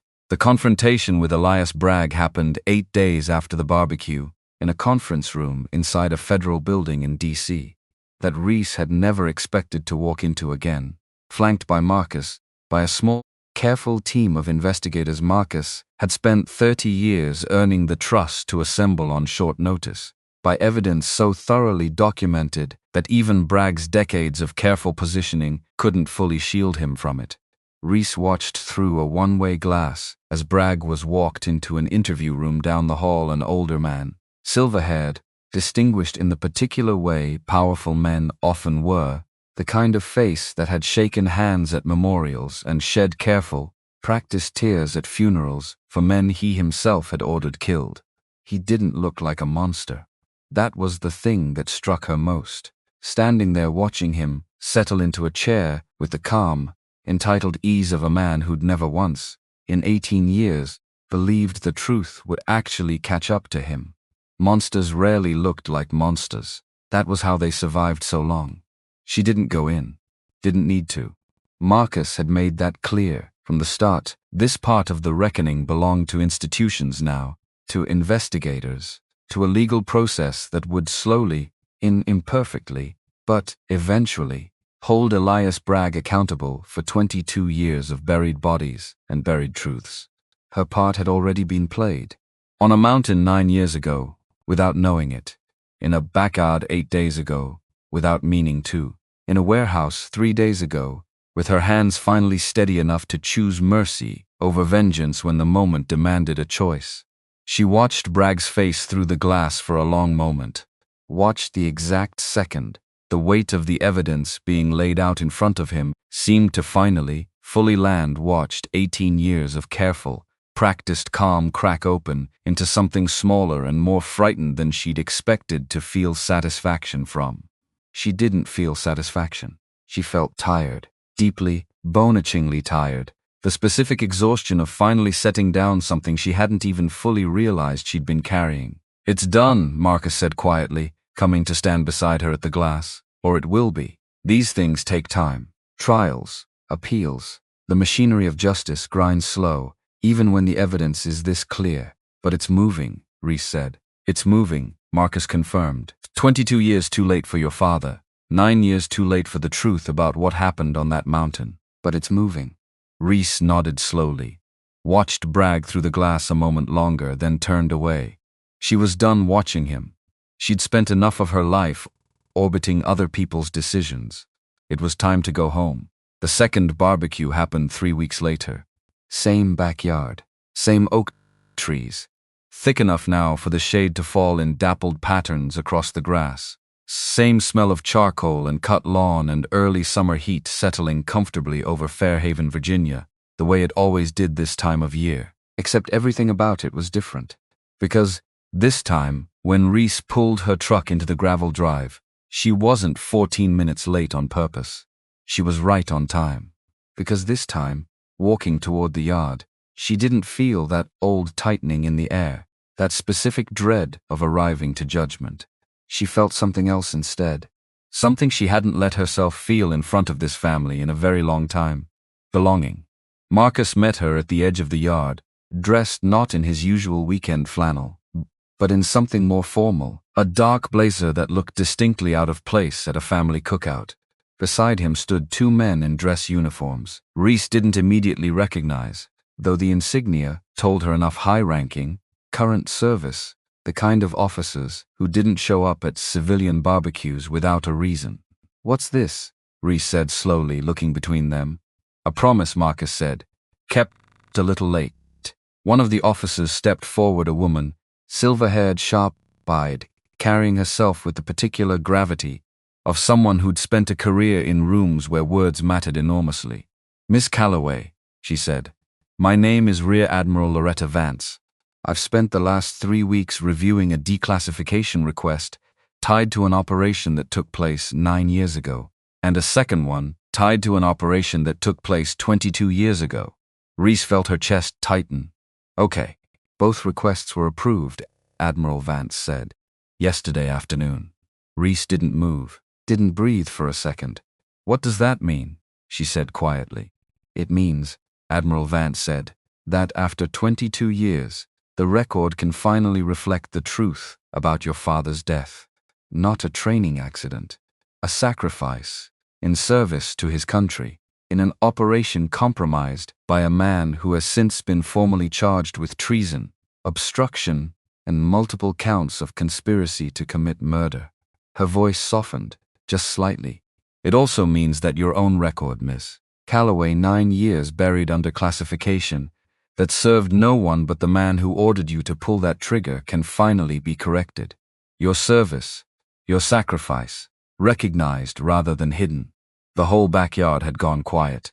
Reese realized, distantly, that the entire family had gathered behind Marcus at some point, without her noticing, drawn by the uniforms, by the gravity in the air, the same instinct that had once pulled everyone's attention toward a lawn chair and a single quiet command: "Apologize now." This felt like the opposite of that moment, and somehow, impossibly, it felt just as seismic. Admiral Vance produced a small black case, opened it, revealing a medal Reese didn't recognize by design, because Marcus had explained days earlier: no real designations, no real unit names. Everything about her service would remain appropriately protected, even in acknowledgement. But the medal itself was real. The recognition was real.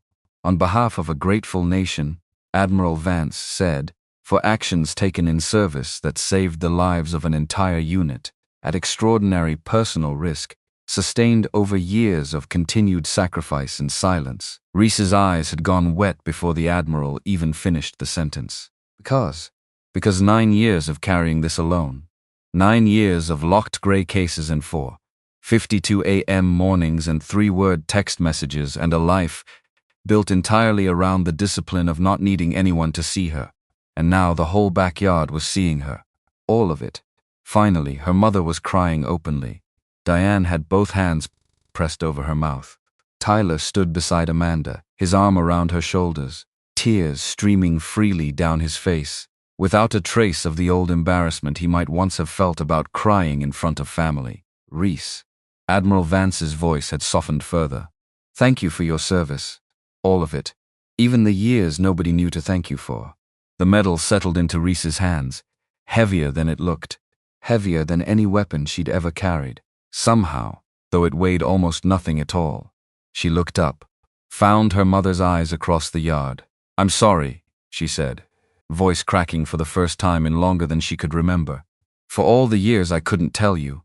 Her mother crossed the yard fast, pulled her into an embrace that smelled like sunscreen and barbecue smoke, and 30 years of unconditional love that had been waiting, patiently, for a truth it never fully understood it was missing.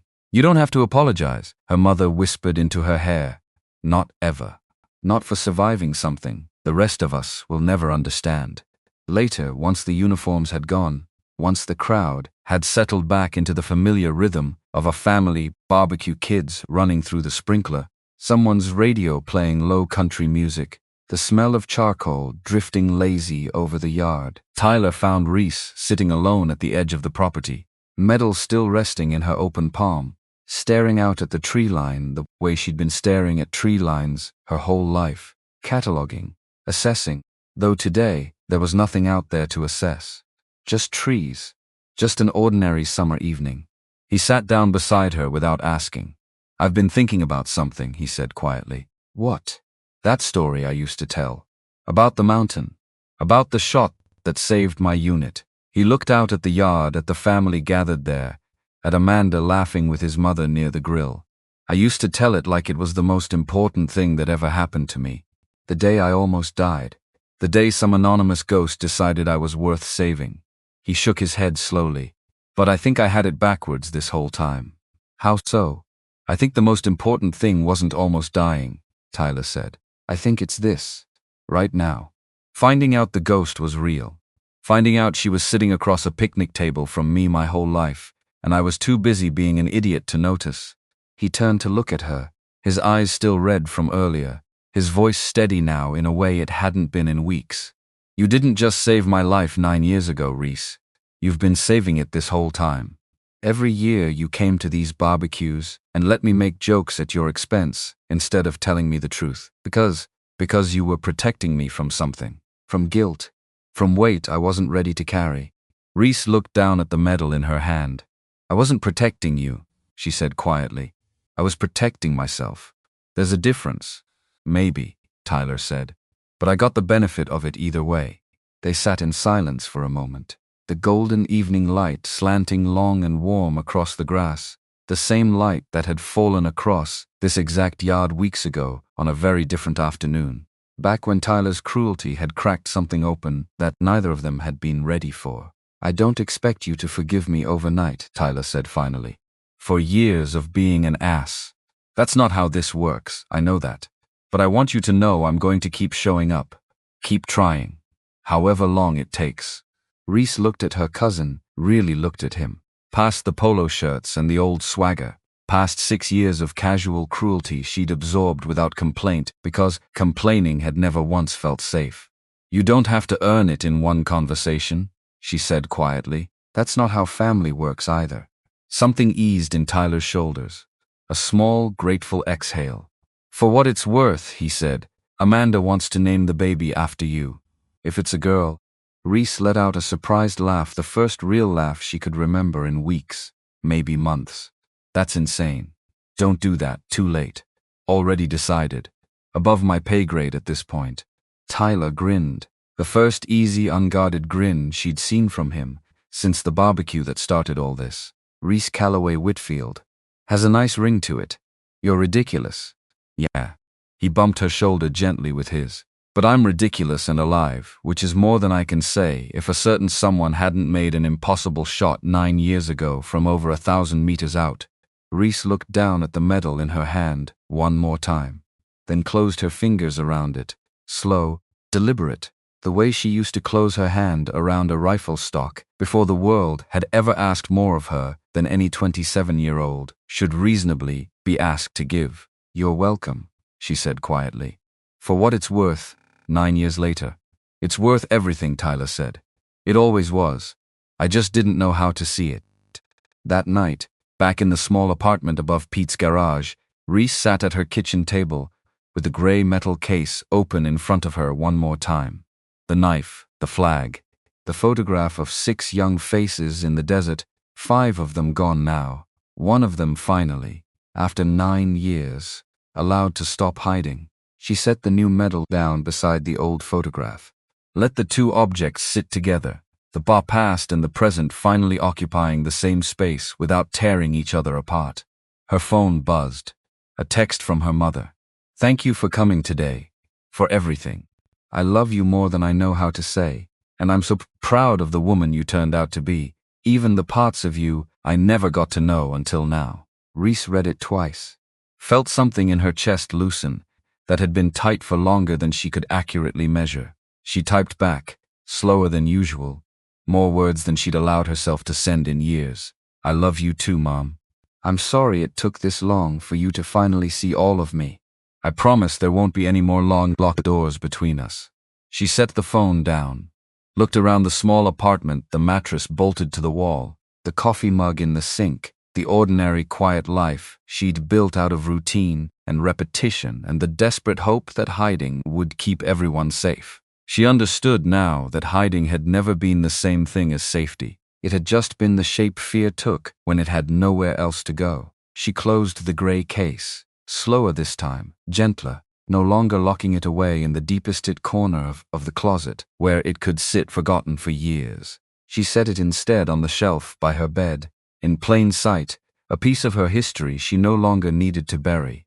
Outside her window, Fairhaven settled into a quiet summer night, cicadas humming steady in the trees, the whole ordinary town, completely unaware of everything that had shifted, quietly and permanently, in the life of the woman who fixed their cars. Reese Calloway lay down to sleep a little after 11 that night. For the first time in 9 years, she didn't wake up at 4:52 in the morning. She woke up, instead, when the sun came through her window on its own gentle schedule, gold and warm and entirely unhurried, the way mornings were supposed to feel for someone who'd finally, after everything, found her way home. 1 year later, the leaves in Fairhaven had turned early, amber and rust bleeding across the oak trees in Marcus and Diane's backyard, the same trees that had shaded a barbecue that changed everything, the same grass that had absorbed a word, wraith that cracked a careful life wide open. Reese stood at the edge of that yard now, watching folding chairs get arranged into careful rows, white ribbons tied along the fence posts, a string of lights not yet lit, strung between the same oak branches where a tire swing used to hang before children grew up and trees just kept growing anyway. A wedding. Tyler and Amanda's wedding, and Reese Calloway, of all people, standing there in a dress instead of coveralls, feeling more exposed by satin than she'd ever felt walking into a hostile compound. You look like you're about to breach a building, Nadia said, coming up beside her with 2 glasses of champagne, handing one over without asking if she wanted it, which, for the record, is an insane way to look at your own cousin's wedding. Old habits. Some habits you're allowed to retire, Nadia said. This is one of them. Reese took the glass, sipped, let herself, for one unguarded moment, simply exist in a backyard full of people who loved her, without cataloging exits, without watching the tree line, without the specific vigilance that had kept her alive for 9 years, and had taken almost as many months to finally, partially, loosen its grip on her shoulders. Because a lot had happened in 12 months. Because Elias Bragg's trial had concluded 8 weeks ago, a conviction on all counts, the specific kind of ending that didn't erase 22 years of grief, but at least gave it somewhere to finally set down. Because Colonel Pruitt had testified, had cooperated fully, had received a sentence that acknowledged both his crime and his cooperation, had written Reese a letter she still hadn't fully found the words to answer. Because Kessler, no longer a ghost, no longer a name whispered in classified briefings, had quietly resettled somewhere on the Gulf Coast, sent Reese exactly 1 postcard in the last year, A photograph of a fishing boat with 4 words written on the back. Learning how to fish. She'd smiled at that one for longer than she wanted to admit. And because Reese herself had spent the last year slowly, carefully, learning how to exist in the open instead of the shadows. Still working at Pete's, some things didn't need to change, and the garage had never once asked her to be anyone other than exactly who she was. But different now, too.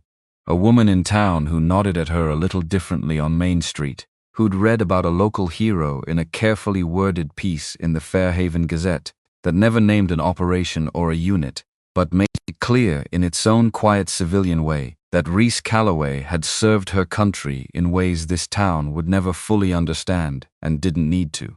"You ready for this?" Nadia asked, nodding toward the yard, toward the rows filling with familiar faces. "For the wedding? Sure. For the toast," Nadia said.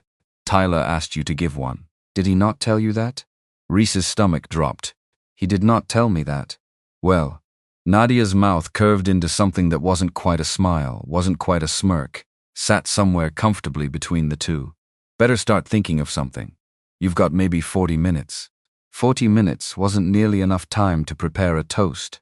For a man who had once called her a nobody at this exact address, and had spent the year since trying, in every way he knew how, to become someone worthy of the debt he now understood he owed her. Reese found him near the house, adjusting his tie in a small mirror propped against the porch railing, hands trembling slightly in a way that had nothing to do with nerves about marriage and everything to do with the fact that this backyard held a lot of memory for both of them now. "You didn't tell me I was giving a toast," she said. Tyler's eyes met hers in the mirror.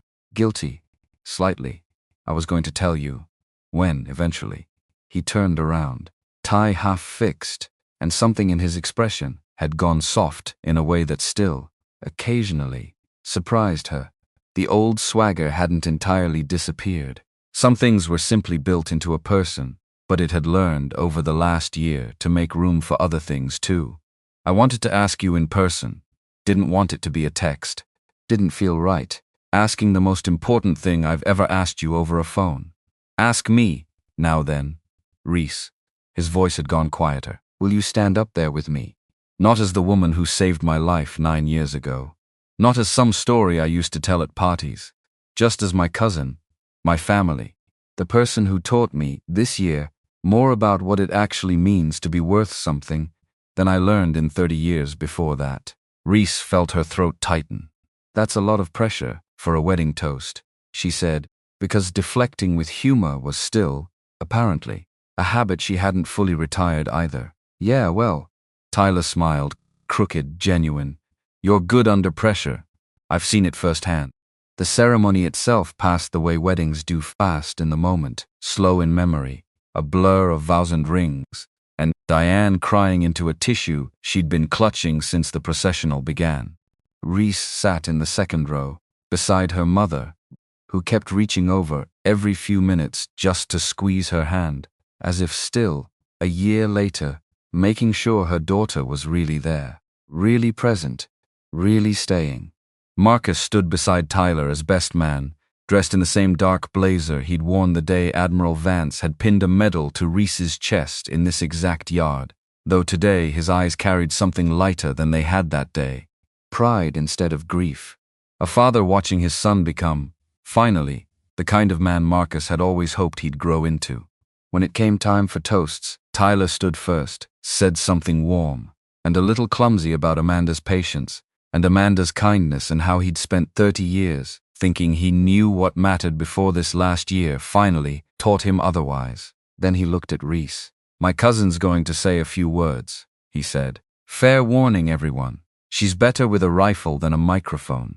But she saved my life once, so I figure the least I can do and be uncomfortable in front of everyone I love." A ripple of laughter moved through the crowd. Reese stood, feeling roughly 200 eyes settle on her at once, feeling the specific vertigo of being seen that she still, a year later, hadn't fully learned to be comfortable with. She looked out at the yard, at faces she'd known her whole life, and faces she'd only gotten to know properly in the last 12 months. At her mother, tears already welling. At Marcus, steady, proud. At Kessler's postcard, tucked in a drawer at home, 4 words about fishing boats. At the ghost of a girl who used to arrive 14 minutes late on purpose so she'd have fewer minutes standing alone. A year ago, Reese said, I stood in this exact yard and got called out for smelling like an oil change. Another ripple of laughter, warmer this time, Tyler's own laugh loudest among them, unashamed. And in the same afternoon, she continued, everything I'd spent 9 years hiding came apart in front of everyone I love. I won't pretend that was easy. I won't pretend I wasn't furious for a while about how it happened, but I've had a year now to sit with what came after. And what came after was this family, all of you deciding, together, that the truth was worth more than the comfortable lie I'd been living in, that I was worth more than the silence I'd built my whole life around. Her voice caught, just slightly. She pushed through it. Tyler, she said, turning to him, you spent years making jokes at my expense because you didn't know any better. And then you spent a year trying to make up for it in every way a person can. You didn't have to do that. Nobody made you. You chose it, over and over, in 100 small moments most people wouldn't have noticed. That's not the man who used to stand by that grill mocking me. That's someone better. Someone I'm proud to call family, in every sense of that word. She lifted her glass. To Tyler and Amanda. To second chances. And the people brave enough to actually take them. And to every family, everywhere, that manages to choose truth over comfort, even when it's terrifying. Because on the other side of that terror, sometimes, you find something worth every bit of the fear. The yard erupted into applause. Glasses raised. Diane openly sobbing now, Marcus's hand resting heavy and warm on his son's shoulder. Tyler crossed the small distance between them before Reese had even fully sat back down, pulled her into a hug that lasted several seconds longer than a normal toast thank you hug usually did. Thank you, he murmured against her ear, for everything, then and now. Go dance with your wife, Reese said, voice thick. You've got about 60 years to make up for one bad decade of being an idiot cousin. Tyler laughed, wet-eyed, and pulled back, and went to find Amanda on the small dance floor someone had set up on the lawn, string lights finally glowing overhead as the sky deepened toward evening. Reese found herself, an hour later, standing near the same lawn chair her uncle had once occupied on an ordinary Sunday, watching the party swirl around her cousins, dancing badly, kids chasing each other between the tables, Diane and her mother laughing together near the cake, the whole warm, chaotic architecture of a family that had, somehow, against every odd the last year had thrown at it, come out the other side, more whole than it had ever been. You did good up there, Marcus said, coming to stand beside her, 2 glasses of something amber in hand. He passed her one. I was terrified. Didn't look it. I've had practice hiding terror, Reese said. Occupational skill. Marcus huffed a quiet laugh. They stood together for a moment, watching the party, the particular comfortable silence that had grown between them over the last year, no longer the careful distance of 2 people who understood something about silence, but never spoke of it, but something warmer now. Earned. I got a call this morning, Marcus said, from Admiral Vance's office, about? They're opening a review, he said, of Ravenlock's entire oversight structure. Full audit top to bottom. Making sure nobody else spent 2 decades quietly exploiting the same blind spots Bragg did. He glanced at her. They want your input. If you're willing. Reese considered that for a long moment, watching Tyler spin Amanda slowly under the string lights, watching her mother's face, lit gold in the last of the evening sun, watching a year's worth of healing made visible in the specific, ordinary joy of a backyard wedding. I'm willing, she said finally, on one condition. Name it. I do it as a consultant, Reese said. Not as an asset. Not as Wraith. I've spent 9 years being a weapon for other people's decisions. I'm done with that part of my life. But I'll help make sure what happened to my father, to Kessler, to 5 men on a mountain 22 years ago, never happens to anyone else's family again. Marcus studied her for a moment. Something proud, something almost paternal, crossed his weathered face. Your father would be proud of you, he said quietly. I mean that. I knew him, Reese, before you were born, before any of this. He was a good man who believed the truth mattered more than comfort, even when comfort was easier. He looked out at the yard, at the dancing, at the whole bright, ordinary miracle of family surviving. You're exactly like him. I should have told you that a long time ago. Reese felt her eyes sting, blinked it back. Some habits, the discipline of not crying in public, of holding steady no matter what apparently weren't ones she was ready to fully retire either. Thank you, she said quietly, for everything you did this year, for believing me, for calling your son out in front of the whole family, even though I know that wasn't easy for you either. Easiest decision I ever made, Marcus said. Some decisions you don't have to think twice about. Standing up for the people who deserve it is always one of them. Later that night, once the guests had thinned, once the string lights had dimmed to a soft amber glow and the band had packed up their instruments, Reese found herself walking the edge of the property alone, the grass cool and damp under her bare feet, heels abandoned somewhere near the dessert table hours ago. Her phone buzzed. A text from an unfamiliar number. Saw the announcement about the wedding in the local paper. Hope it was everything it needed to be. Fishing's good down here. Boat's got a name now. Thought you might want to know what it is. Below it a photograph. A small fishing boat, weathered white paint, rocking gently against a dock somewhere on the Gulf Coast. Painted across the stern, in careful, deliberate letters, a single word. Wraith. Reese stared at the photograph for a long moment, felt something complicated move through her chest, grief and gratitude, and something almost like closure, all tangled together the way they always seem to be these days. Nothing ever arriving clean and simple anymore, everything arriving layered, complicated, human. She typed back slower than usual. That's a good name for a boat. Hope she treats you kind. You've earned some kindness. She didn't expect a reply, and didn't get one right away. Just stood there in the dark, phone in hand, the party's last echoes drifting faint behind her, the oak trees rustling overhead in a breeze that smelled like autumn arriving early. Her mother found her there a few minutes later, two shawls in hand, draping one gently over Reese's shoulders without asking.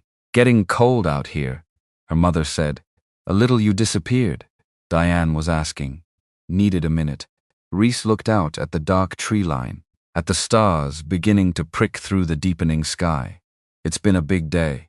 A big year, her mother said quietly, settling onto the grass beside her, careful of her dress, not caring at all about the grass stains that would surely follow. I keep thinking about that Sunday, the barbecue. How close we came to never really knowing you. If Tyler hadn't said that name, if Marcus hadn't heard it, I think about that too. I'm glad it happened the way it did, her mother said. Even the hard parts. Even the parts that scared me half to death. Watching you walk into danger I couldn't protect you from. She reached over, took Reese's hand, held it the way she used to when Reese was small, before any of this, before secrets and silence and a decade of distance that had nearly become permanent. I'd rather know you fully and be scared for you sometimes than spend one more year loving a version of you that wasn't whole. Reese leaned her head against her mother's shoulder, the way she hadn't done since she was a teenager, the way that felt, after everything, exactly right. Thank you, she said quietly, for never giving up on getting the whole story, even when I made it so hard. That's what mothers do, her mother said. We wait. As long as it takes, we just wait. They sat together like that for a long while, under the same oak trees that had shaded a barbecue and a breakdown and a reckoning, and, now, finally, a wedding the same yard that had held so much of this family's grief, somehow managing, over the course of one long, difficult, necessary year, to hold their healing too, somewhere behind them. The last of the string lights finally flickered off, one by one, the party folding itself quietly into memory. Ahead of them, the stars kept climbing, indifferent and eternal, the way stars always had, over every version of this family that had ever stood beneath them, the ones who came home, and the ones who never did, and the ones, like Reese, who'd spent years halfway between both, until finally, at long last, They found their way all the way back.